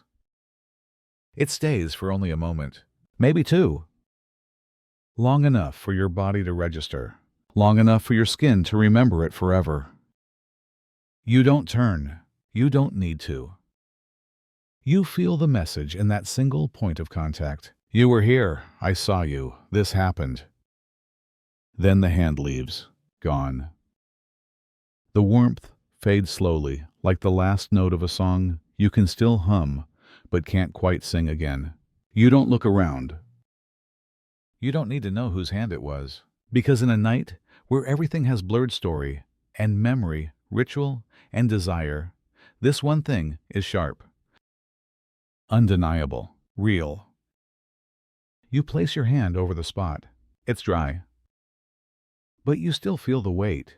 Not physical. Emotional. Like the seal of a letter you never knew you wrote. You don't expect it. Not now. Not here. The room is soft again, quieter than before. The rain has stopped. Or maybe it never rained. Maybe the water was memory, and the petals were sleep. You're not sure. You sit still. Your breath is slow. The fabric on your shoulder is slightly damp. Your fingers glisten faintly in the lamp glow. The party continues, but distant now, like a dream you're walking through from the inside out. And then it happens. A hand. Not grabbing. Not holding. Just touching. Your back, right between the shoulder blades. The place where your spine starts to forget its bone and starts to feel like breath. The contact is so light you question it. A brush. A pause. Then warmth. Not pressure. Just presence. It stays for only a moment. Maybe two. Long enough for your body to register. Long enough for your skin to remember it forever. You don't turn. You don't need to. You feel the message in that single point of contact. You were here. I saw you. This happened. Then the hand leaves. Gone. The warmth fades slowly, like the last note of a song you can still hum, but can't quite sing again. You don't look around. You don't need to know whose hand it was. Because in a night where everything has blurred story and memory ritual and desire, this one thing is sharp, undeniable. Real. You place your hand over the spot. It's dry, but you still feel the weight. Not physical, emotional. Like the seal of a letter you never knew you wrote. You rise slowly. Not because the feast is over, not because anyone has said to, but because you feel full, not in your stomach. In yourself. The air tastes different now, like charcoal cooled at dawn. The music has stopped again, but no one complains, no one notices. Because the silence feels earned. The guests remain sprawled across couches and cushions. Some sleep, some smile. Some sit in quiet conversation, eyes, half-closed voices, low as candlelight. You walk past them. They don't call your name. Maybe they never knew it. You step beyond the outer ring of the room where the torches don't quite reach. The shadows here are kind, soft, familiar somehow. There's a small copper basin near the door. You wash your hands. The water is cool. It ripples once, then stills. You look down, and for a moment, just a moment, you see a face that is almost yours. But not quite. The eyes are the same. The mouth maybe, but the expression has changed. It's quieter, older, not sad, not joyful, just aware. You blink. The image is gone. You dry your hands and step outside. The air bites gently at your skin, not cold, just real, grounding. Above you, the stars have shifted, not dramatically, but enough. Enough to remind you that time passed while you were inside, that a world still waits outside walls, that you're still part of it, just not the same part you were before. You walk, not fast, not away, just forward. The scent of wine clings faintly to your robe. Your hair carries hints of smoke and fig and someone else's perfume. You don't wipe it off. You don't wish it gone. Because now it belongs to you, not as a memory, as a layer. And with every step you carry something that cannot be told, only felt, only lived, only remembered in silence, the kind that doesn't ask questions. Because it already knows the answers. You've returned to your seat. Or what used to be your seat. Now it feels different, not because the cushion has changed, but because you have. Your body is warmer, your mind slower, but your awareness sharper. And now you notice things you didn't before. The man to your left has 3 rings on his right hand. Each bears a different seal. One shaped like a lion, one like a torch, one you don't recognize, but the gold is thick, ancient, real. He hasn't spoken to you all night, but he watches you now. Not directly, from the corner of his eye, with the ease of someone trained to read people the way others read wine. To your right sits a woman in emerald silk, the fabric stitched with gold thread so fine it catches candlelight like dew. Her posture is perfect, her smile slight. She hasn't eaten much, but her goblet is always half full. She glances at you. Just once, then returns to her wine. Not cold, not unkind. Just precise, measured. Around you, the guests have begun to regroup, no longer bound by couches, but by roles. The poet telling stories near the altar, The widow silent behind her veil. The senator's son reclining a little too comfortably against someone else's wife. And then, you. Where do you belong? You don't know. But you know that they do. Every movement here is a language. Every glance a calculation. And while the food and drink spoke to your body and the rituals to your spirit, these people now speak to your position. You take a sip and pretend not to notice. But you do. The man beside you shifts just slightly, his ringed fingers resting nearer to your plate than before. He doesn't look. He doesn't speak. But he places himself, as if to say, "We see you. We allow you, for now." And you smile. Not because you feel welcome, but because you understand the rules. The woman in emerald turns to you. Her smile is small, not restrained, just calibrated. "You wear that shade well," she says, voice soft as silk over parchment. "Most wouldn't dare such a color after dusk. But you make it seem intentional. You hesitate. Not because of what she said, but because of how she said it. The words are kind. The tone is kind. And yet, you feel as though a scale has been placed beneath you. Weighing, measuring. You nod, smile, offer a quiet thank you, but her eyes don't leave yours. "You weren't born in the city, were you?" You pause again. "No," you admit, "but I've been learning." She nods slowly, like a teacher acknowledging a student's effort. "And learning suits you." Another smile. Another incision. Not deep, not bloody, but sharp. She sips her wine. Then sets the goblet down, with precision stem aligned perfectly with the pattern on the cloth. Her hands are steady. Her wrists bare except for a single green stone set in bronze. Old, real, possibly older than her house. "You sat next to a senator's cousin earlier," she says, as if commenting on the weather.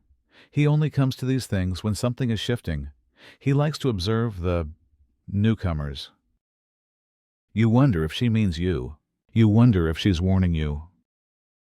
But her face remains unreadable, not cold. Just controlled. Every word, every gesture rehearsed, without seeming so. This is not a conversation. It's a test. You nod again, slower this time, and lift your wine. "I hope I made a good impression," you say. She tilts her head. "Making an impression isn't difficult," she replies. "Making the right one is." Then she smiles and returns her gaze to the altar, as if the matter has been settled. You sit still. Not shaken, not insulted. Just reminded that here at this table, words aren't just air. They are tools, and sometimes they are blades. You start to notice the silences. Not just their presence, but their placement. They're never accidental. When the woman in emerald speaks, no one interrupts. When the poet clears his throat, the musicians pause. When the host shifts in his seat just slightly, the servants move 3 steps closer.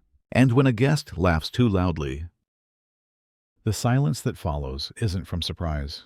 It's from instruction. You feel it ripple outward, not like a wave, but like heat, slow, searing, invisible. That guest, the one who laughed, now speaks softer. His shoulders slump just slightly. His wine remains untouched. You watch the others. They aren't cruel. They don't shame him.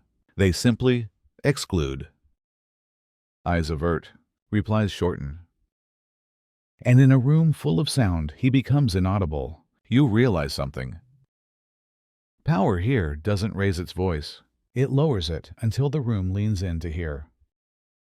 The man beside you, the one with the lion seal ring, lifts his cup halfway, not to drink, just to hold. Others notice. One lifts theirs in response, then another. You copy them. Not late, not eager. Just present. He glances at you. A twitch of approval barely there. You don't smile. You don't nod. You've learned affirmation isn't verbal here. It's behavioral. Another guest offers a toast. It's short, witty, but the host doesn't laugh, and so neither does anyone else. Not because it wasn't clever, because it wasn't timed. This isn't conversation. This is chess. Every glance, every sip, every pause is a move, and you're on the board now. Not as a queen, not yet. But not a pawn either, somewhere in between. Still being watched, still being tested, but no longer invisible. You take another sip, and let the silence fall exactly where you want it to. He hasn't spoken in a while. Not since the offering at the altar, but that hasn't made him disappear.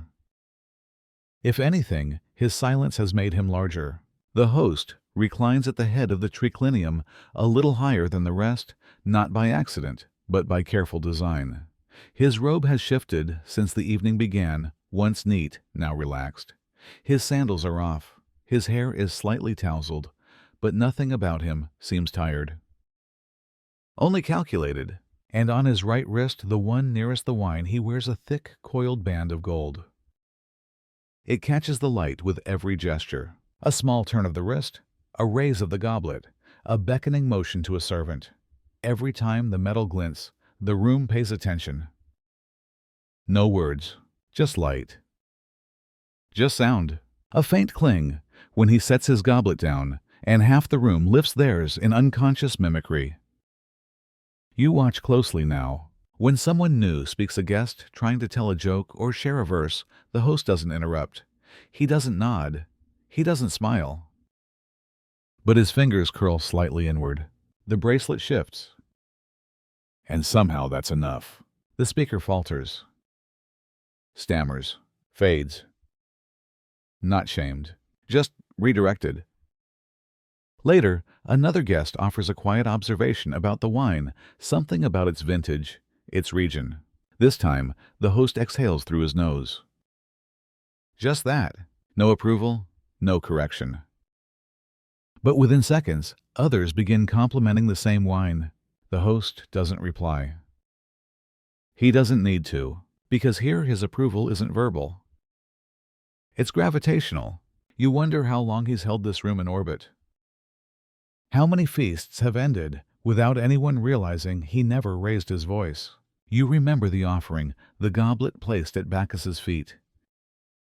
It occurs to you now, that gesture wasn't just for the god. It was a mirror. A way of saying, I too am being worshipped tonight, but not through prayer. Through presence. The bracelet catches the light again.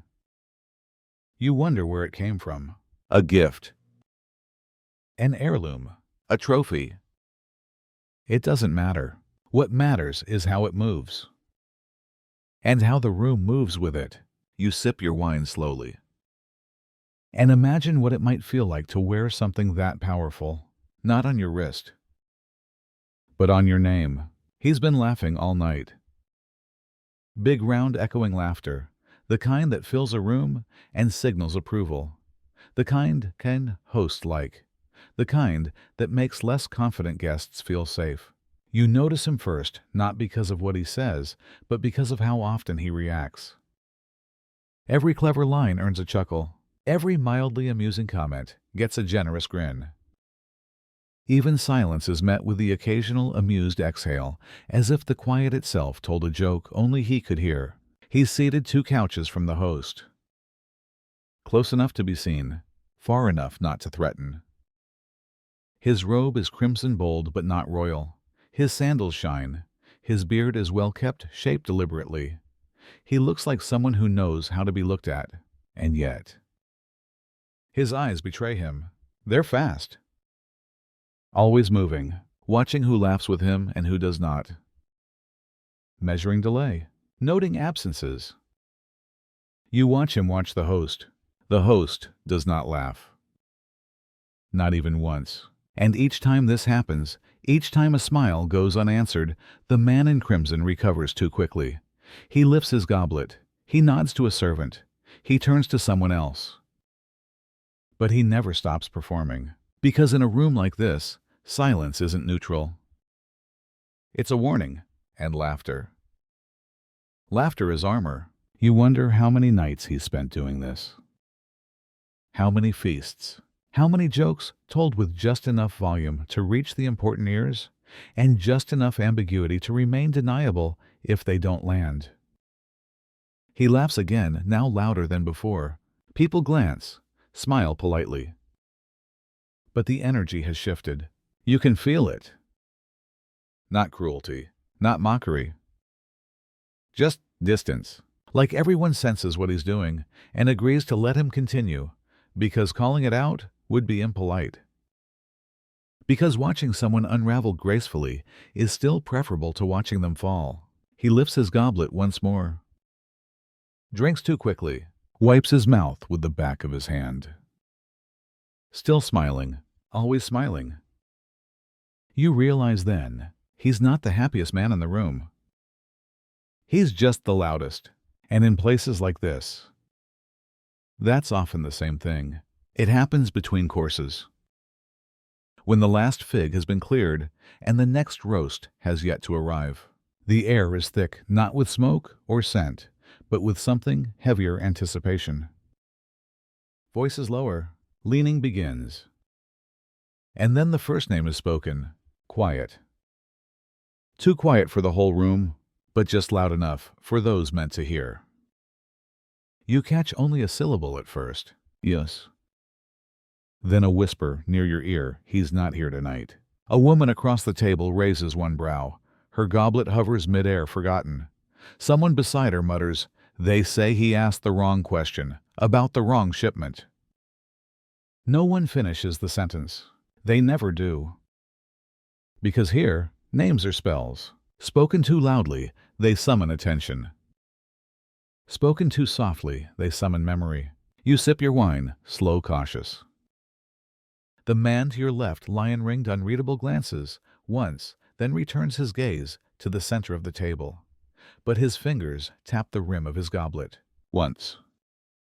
Twice. Pause. Tap. Another name is whispered. A man who once spoke too long at a dinner like this. A woman who married too quickly.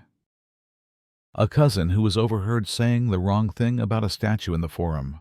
They don't disappear. Someone says they're just no longer invited. And in this room, you begin to understand exile isn't physical. It's social. It's being unremembered. The worst fate here isn't death. It's absence without mention. You realize no one dares speak the host name directly. Not even in praise. They say him or our patron or the generous one. As if the name itself is a rope, and speaking it risks pulling too hard. You swallow. And you listen, because now the real meal has begun. Not food, but information. And every name, every glance, every unfinished phrase is a thread. Some tie people closer. Some unravel them. And you're learning to stay quiet and remember everything. The smell arrives first, rich, dark, coated in clove and honey, and something deeper, the scent of meat, cooked not just to nourish, but to impress. You turn your head. A large silver platter is being carried into the room by two servants. It glows almost reverently beneath the torchlight. Steam rises like incense. Beneath the carved lid, something heavy shifts something with bones. A roast, but not a simple one. Peacock, someone whispers. Or stag. Or boar, glazed in bitter wine and dried figs. The truth doesn't matter. What matters is who it's for. The servants move slowly, deliberately. They pass by your couch. You smell it thick and intoxicating, but no plate is offered. They continue toward the central couches. To the host, to the ringed man, to the woman in emerald. 3 plates. 3 portions, served in silence. They do not speak. They do not nod.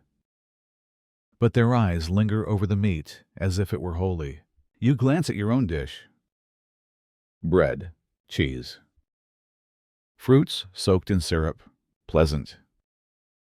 Beautiful, but not this.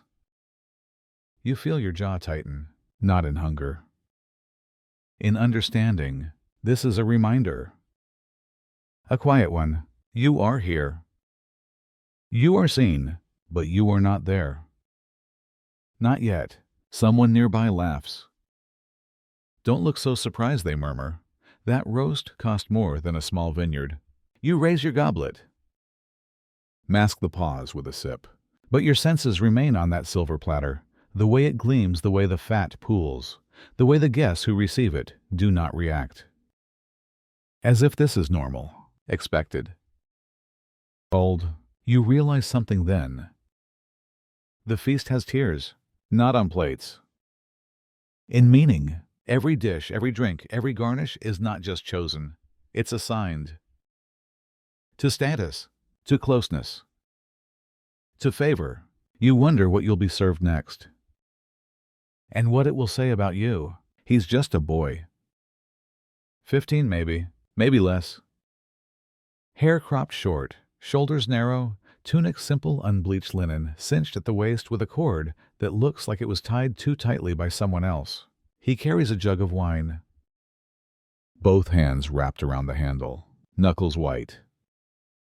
Eyes fixed forward, not on the floor, not on the guests, on nothing that precise blank space servants are trained to look at when they're afraid to look anywhere else. You watch him move between couches, silent. Measured. He knows the pattern of the room better than anyone here. He knows who needs more wine before they ask. He knows who never drinks but demands to be offered. He knows when to refill a cup and when not to. And still it happens. A step. A misstep. A slip. It's so small. His sandal catches on the edge of a folded cushion. The jug tips, just slightly. A single drop of wine escapes, crimson thick, landing on the white marble with a sound you feel more than hear. Plink. He freezes. So does the room. Not everyone, just the ones who notice things. Like the man with the lion ring, the host. The woman in emerald. The boy lowers his head. Slowly, places the jug down beside the nearest table. Then kneels, palms flat to the floor. Forehead touching stone, no words. No apology, only posture. Submission. You glance at the guests. No one speaks, no one reacts. Not out of kindness, out of choreography. This has happened before. It will happen again. Eventually, a servant, older, expressionless, approaches the boy, lifts the jug, wipes the marble with a square of dark cloth, says nothing. The boy remains on the floor. Breathing shallow, waiting. You don't know what for. Permission. Punishment. Forgiveness. But it doesn't come. It's not needed. After a full minute, maybe more, the boy rises, resumes his path. Back into silence, back into duty. And you realize, this feast isn't only about power among the powerful. It's about power pressed downward, quietly, effortlessly, like a hand on a shoulder that never lifts, and a weight on a chest that never learns how to breathe fully. You try it. Just once, as the servant girl passes near your couch, balancing a tray of candied almonds and cheese wrapped in fig leaves, you glance up at her face. Not sharply, not rudely, just openly, as if to say, I see you. But she doesn't meet your gaze. Her eyes flicker towards your shoulder, then the table, then the tray, and then away. Never above the line of your chin, as if there's a ceiling just beneath your eyes, and she's been taught, conditioned, never to break through it. You wonder if it's fear, then realize it's deeper than that. It's habit, practiced, perfected. Her fingers tremble only slightly when she places a new dish before you. Her lips don't move. Her breathing is even, but her entire body seems to curve around your presence like water parting around stone. She doesn't need to be told, because she already knows. Looking up invites questions. Looking up invites attention. Looking up invites consequence. So she doesn't. You watch as she moves to the next guest. Same pattern. Same choreography.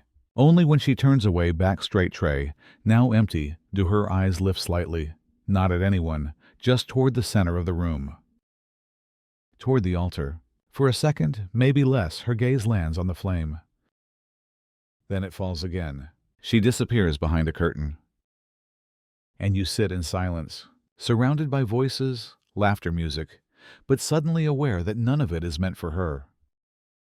Or the boy, or the others like them. They serve, they carry. They clean, but they do not see and are not meant to be seen. Not fully, not equally. Because if they did, if they really looked, they might remember they were once human too. And in this room, that's more dangerous than any spilled wine. He's drunk. Not sloppy, not wild. The kind of drunk that softens the face and loosens the tongue, but not the mind. His words still come sharp, just slower now, like honey dripping from a silver spoon. He's seated diagonally across from you, legs crossed, goblet, tipping slightly in his hand. The gold ring on his pinky keeps catching the firelight. His robe has slipped off one shoulder. No one tells him to fix it. Did I ever tell you? He begins how I earned my first 5 slaves. The table quiets. Not all at once, just enough to let his voice travel. A few guests glance at each other. One smirks. No one stops him. It was after my second campaign, Northern Frontier, cold as Neptune's thighs. A low chuckle. Came back with a broken nose and a broken spear. Thought I'd earned nothing. He swirls his goblet. Red stains the rim. But then the general, a real bastard that one calls me into his tent, says you kept your men alive. That's worth something. Hands me a scroll with 5 names. He leans forward slightly. Just names, nothing else. I thought it was a joke. Someone across from him says they always start as jokes. He grins. I open the scroll. They were already waiting outside, shackled, dirty, eyes full of whatever you see in a dog that hasn't yet decided whether to bite or run. He sips again, and just like that, they were mine. You shift in your seat. The woman beside him asks, "Did you keep them long?" He shrugs. One died within the month. Fever. One tried to escape. Didn't get far. A pause. The other 3, still with my family. One runs the vineyards. The youngest girl, she was barely old enough to speak, now manages the ledger better than my own steward. There's pride in his voice. Not guilt, not cruelty. Just memory, like he's telling a story about horses. Or land, or pots. And perhaps to him there's no difference. You look around. Some guests are nodding, some are distant. But no one corrects him. Because here, the past isn't questioned. It's performed, and you realize something. Power doesn't always shout. Sometimes it sighs. And when it drinks enough wine, it tells stories not to shock, but to remind you that the world you're sitting in is built on names that came on scrolls. And no one in the room thinks that's unusual. Not really. You ask for more bread. Not because you're hungry, but because you need to do something. The last story still clings to the air like smoke, thick, bitter, hard to breathe through. You need a moment, a shift, a reason to look away. The servant who answers your call is older. His hair is gray, not completely, but enough to suggest he's been serving longer than most guests here have been alive. He carries a small basket lined with linen. Inside, fresh flatbread, still warm, folded and stacked with quiet dignity. He steps forward, expression blank, posture exact. He doesn't speak. He places the bread on your plate. And just as he begins to turn, just before he retreats back into silence, you look up, and he sees you. Really sees you. It lasts less than a heartbeat. But in that moment, something breaks softly, beautifully across his face. A smile. Not wide, not showy. Just the kind of smile that happens when no one expects you to smile. The kind that lives in the eyes more than the lips. And then, it's gone. Like a curtain pulled closed too quickly. He turns away and walks back into his role. No one else sees it. The man in the lion ring is still listening to some half-remembered war story. The woman in emerald is adjusting her earring. The host is staring into his cup. But you saw it. And now you can't forget, not because it was beautiful, but because it was free, unauthorized, unscripted, unnecessary. You tear off a piece of bread. It tastes the same, but it feels different. Because now you know somewhere in this room of power and poetry and polished cruelty, there is still a man who remembers how to smile when no one is watching. And for a moment, you remember how to do the same. She carries the pitcher with both hands, not because it's heavy, but because everything depends on it. Her arms are thin, wiry not from lack of strength, but from years of lifting trays and refilling cups without pause, without fault, without recognition. She's young, 17 maybe. Or younger. Her braid hangs loose, frayed at the end. Her tunic clings to her back, damp with sweat, not from heat, but from expectation. She approaches the senator's couch, and that's when you see it. The tremble. So small you might miss it if you weren't looking. But you are. Her arms are shaking. Only slightly. A pulse. A flutter. Like a reed bending before a breeze, it's learned to fear. She pauses, adjusts her grip, tilts the pitcher slowly, slow enough to hide the effort, but fast enough not to seem hesitant. The wine flows. A perfect stream, but her wrists, they betray her. They tremble harder now. The liquid wobbles, just a little, and then a drop escapes. It hits the table, not the floor. Not a guest, just the edge of the tablecloth, crimson on cream. Tiny, innocuous. And yet, the man on the couch looks up. His expression doesn't change, but his silence sharpens. She freezes, not visibly. Inside, you feel it. That stillness of someone who's been trained not to flinch, not even in fear. He doesn't speak.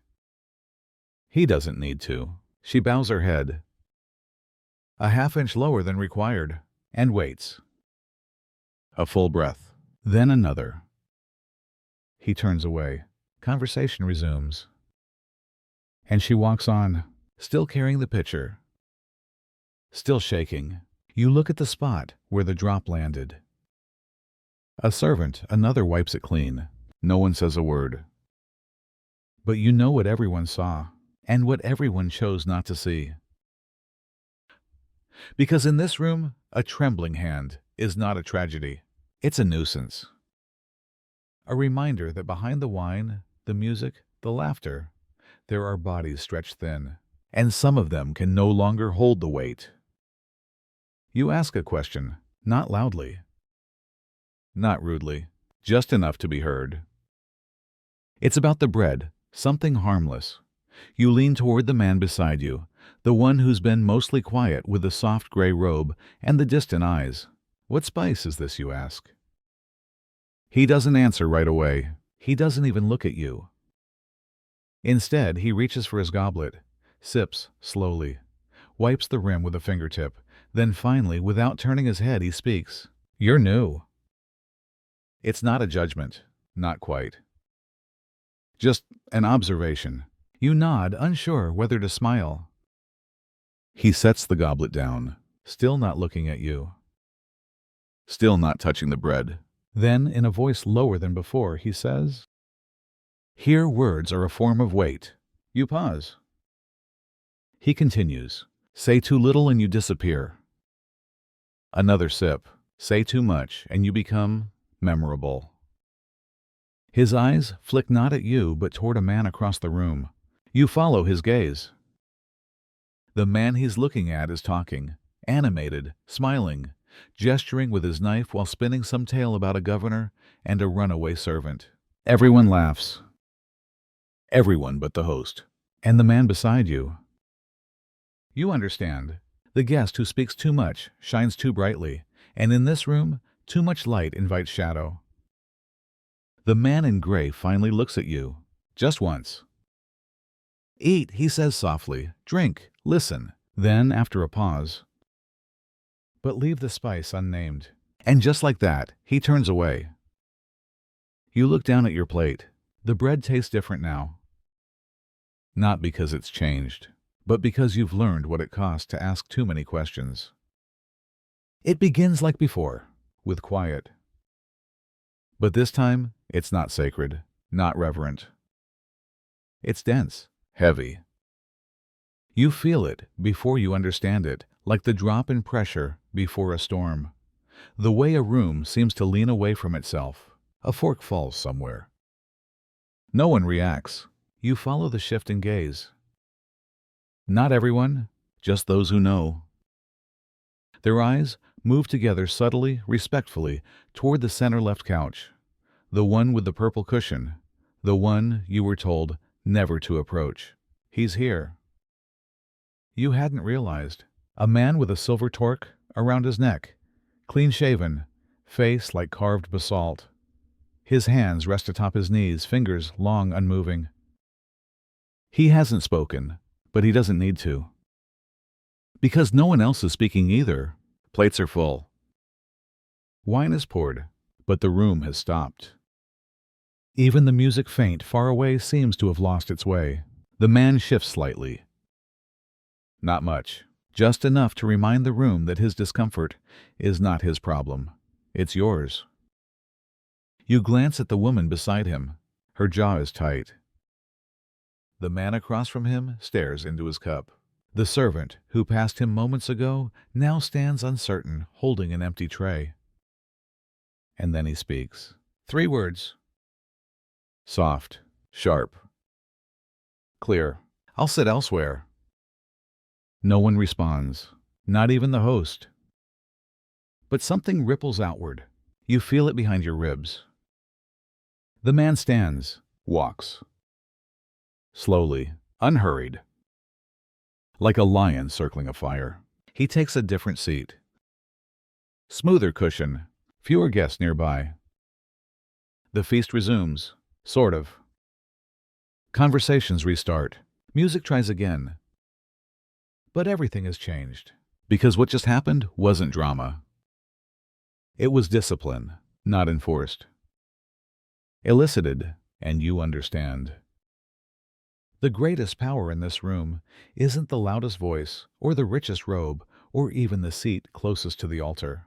It's the ability to pause an entire room and make it wait for you to move. He walks past you. Slowly, casually. The host, not surrounded, not guarded, just moving as if to stretch his legs, or refill his cup, or admire the music from a different angle. But every step he takes redraws the map of the room. Conversations fade as he nears. Cups are lowered. Eyes follow, but not directly, just enough to track his presence without appearing to. You try to stay still, invisible, neutral, and then without warning. His hand touches your shoulder. Light. Barely pressure, a simple gesture. A brief pause, no words. Just that. A single tap, 2 fingers near the collarbone, and then he's gone. Already moving again, already speaking to someone else. But the room has shifted. You feel it first in the space around you. How the woman beside you straightens her posture. How the man across from you now meets your eyes and nods. How a servant you hadn't noticed until now adjusts your cushion gently, precisely. You didn't ask. You didn't move. But the rules have changed, not because of anything you did, but because of that hand, that gesture, that mark, like wax pressed with a signet ring. It says nothing, but means everything. You've been noticed, you've been included, you've been chosen for now, and now the others must respond. Not out of fear, out of structure, out of balance, out of the need to show they understand what just happened, even if no one says it aloud.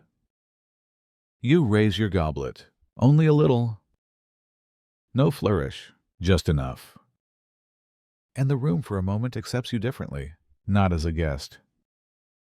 But as part of the performance, you smile. Not from pride, from recognition.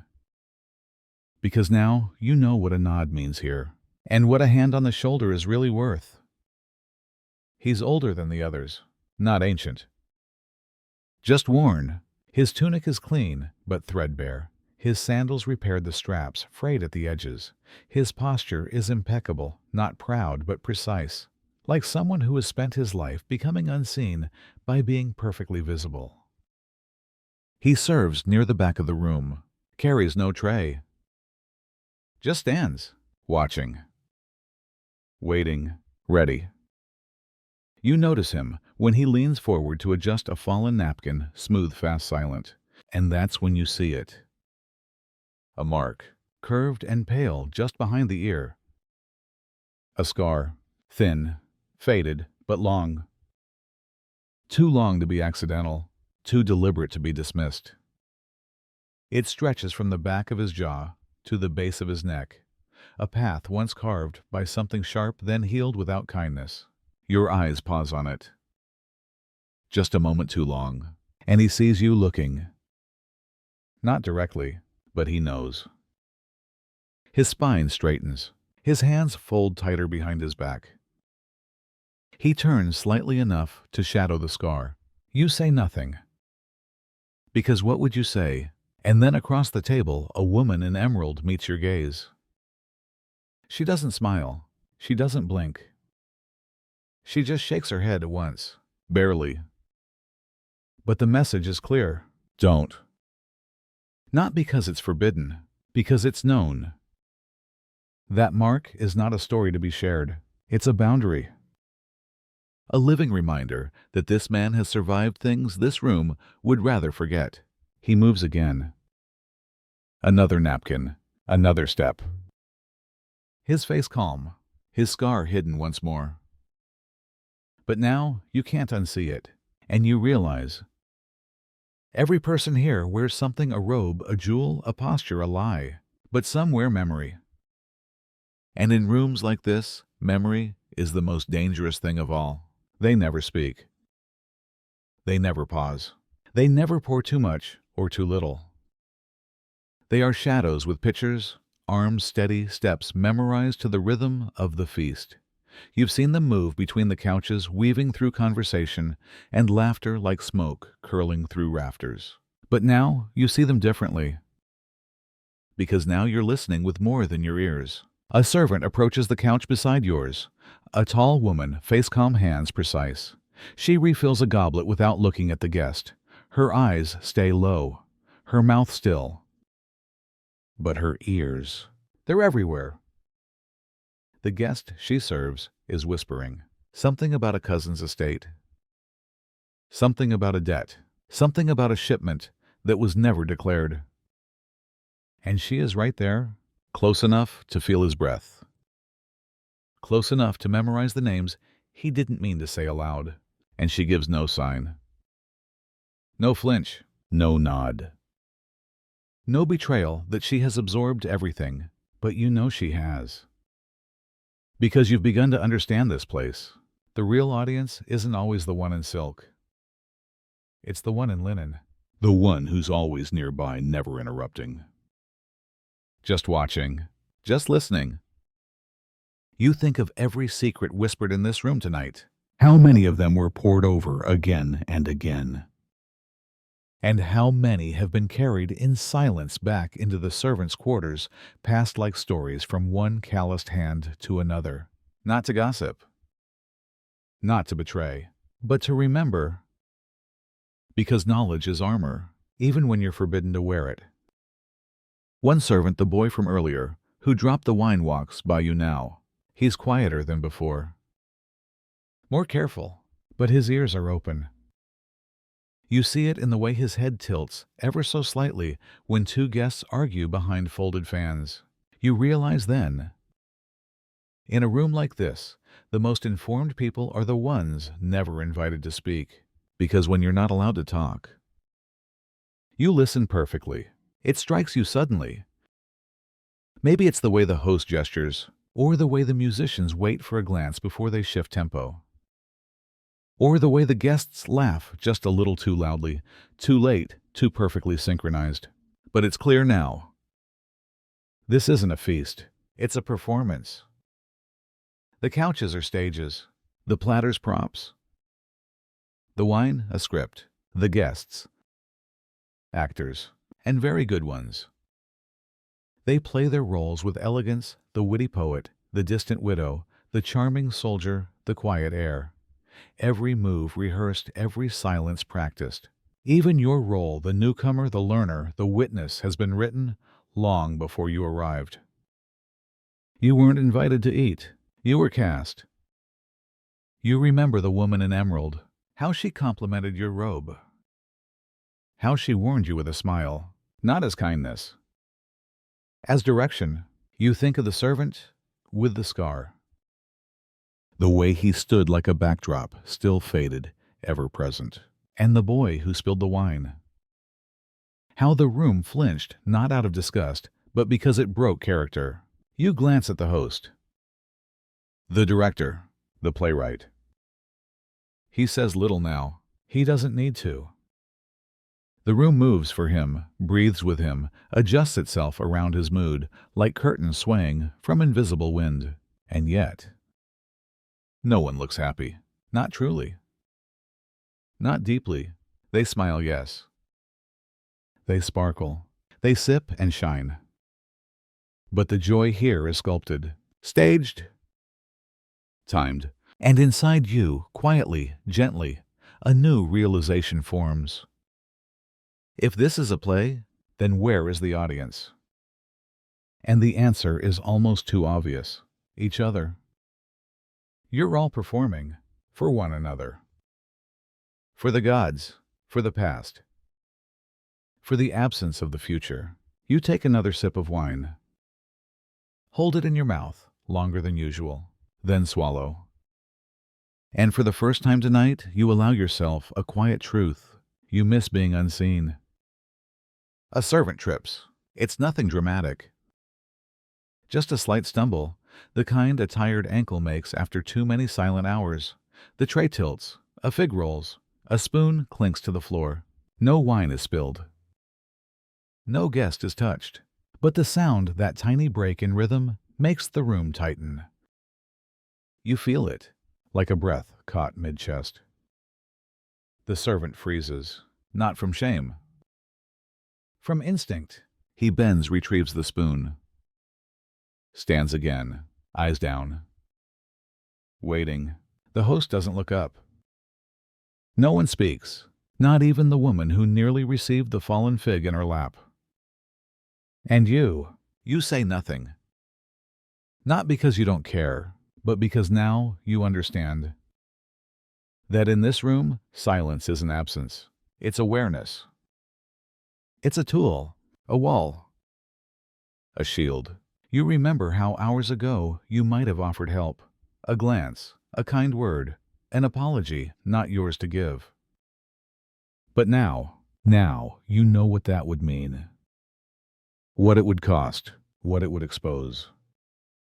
You sip your wine. You look away. You fold your hands in your lap and let the scene reset. The musicians pick up their notes again. The woman in emerald lifts her goblet unfazed. The servant fades back into the perimeter, unseen once more. And you remain still. Because now, you know, sometimes the most dangerous thing at a Roman feast is not what's eaten, or said, or touched, but what's withheld. And you've learned the most valuable lesson of all, when to speak and when to let the silence say everything. When we imagine Roman feasts, we see gold, Gold goblets, golden platters, golden laughter spilling across marbled halls. We imagine indulgence roasted peacocks, bottomless amphorae of wine women in silk reclining beside men in power. And in a way, we're not wrong. But that's only the top layer. Beneath the figs and oil lamps were cracked heels, silent rules, and more silence than most modern dinner tables could tolerate. These were not parties in the way we think of them. They were stages, and every guest was both actor and audience. There was theater, but no freedom. There was beauty, but not for everyone. There was abundance, but not for the hands that served it. Another myth that Roman servants were background furniture, silent, invisible, empty. But the truth is more complicated and more human. They heard everything, memorized every whisper, measured every blink. They knew which guest hated figs and which noble lifted his goblet when nervous. Some were born into chains. Others fell into them through debt war or betrayal. Their silence was not emptiness. It was strategy. It was survival. And sometimes it was defiance, the quiet act of remembering what no one wanted them to remember. We think of parties as joyful things, but Roman banquets weren't about joy. They were about power. Every laugh, every glance, every mistake was recorded not in ink but in social memory. A single misstep could exile you from a circle forever. A single compliment could change your family's fortune. A single seat change could silence an entire room. You didn't attend a Roman feast to relax. You attended to survive. To perform, to be seen, just enough. There's something uncomfortably familiar in these feasts. Not the food, not the togas, but the game. The way people measure each other without speaking. The way silence can be louder than applause. The way being noticed or ignored changes everything. You've felt it, haven't you? At the meeting where you were not introduced. At the dinner where someone made space for your chair or didn't. At the moment someone said your name with just enough warmth to let you in or keep you out. Power is quieter than we think, and it's everywhere. If you had lived then in that room, under those lamps, between that music and those eyes, how long would you have lasted? Would you have learned the game? Known when to smile, when to serve, when to stay still, or would you have spoken too soon? Looked too long, reached for a dish that wasn't meant for you? And what about now? Are you speaking when silence would serve you better?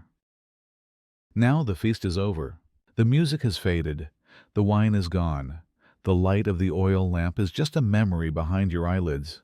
And you're not in Rome. You're not wearing a robe. You're not balancing status with every movement. You're here, breathing, safe, watching the world with eyes just a little sharper than before. And maybe now, when someone says nothing, you'll know how to listen better. The couches are empty now. The last fig has been eaten. The oil lamps have burned low.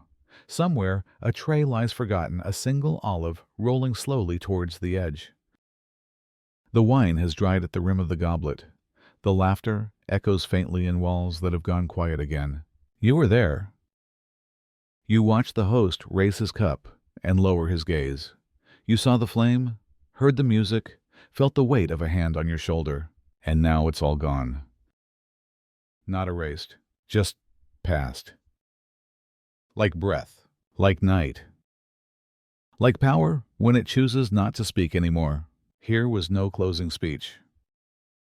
No final toast? The room didn't applaud. No curtain fell.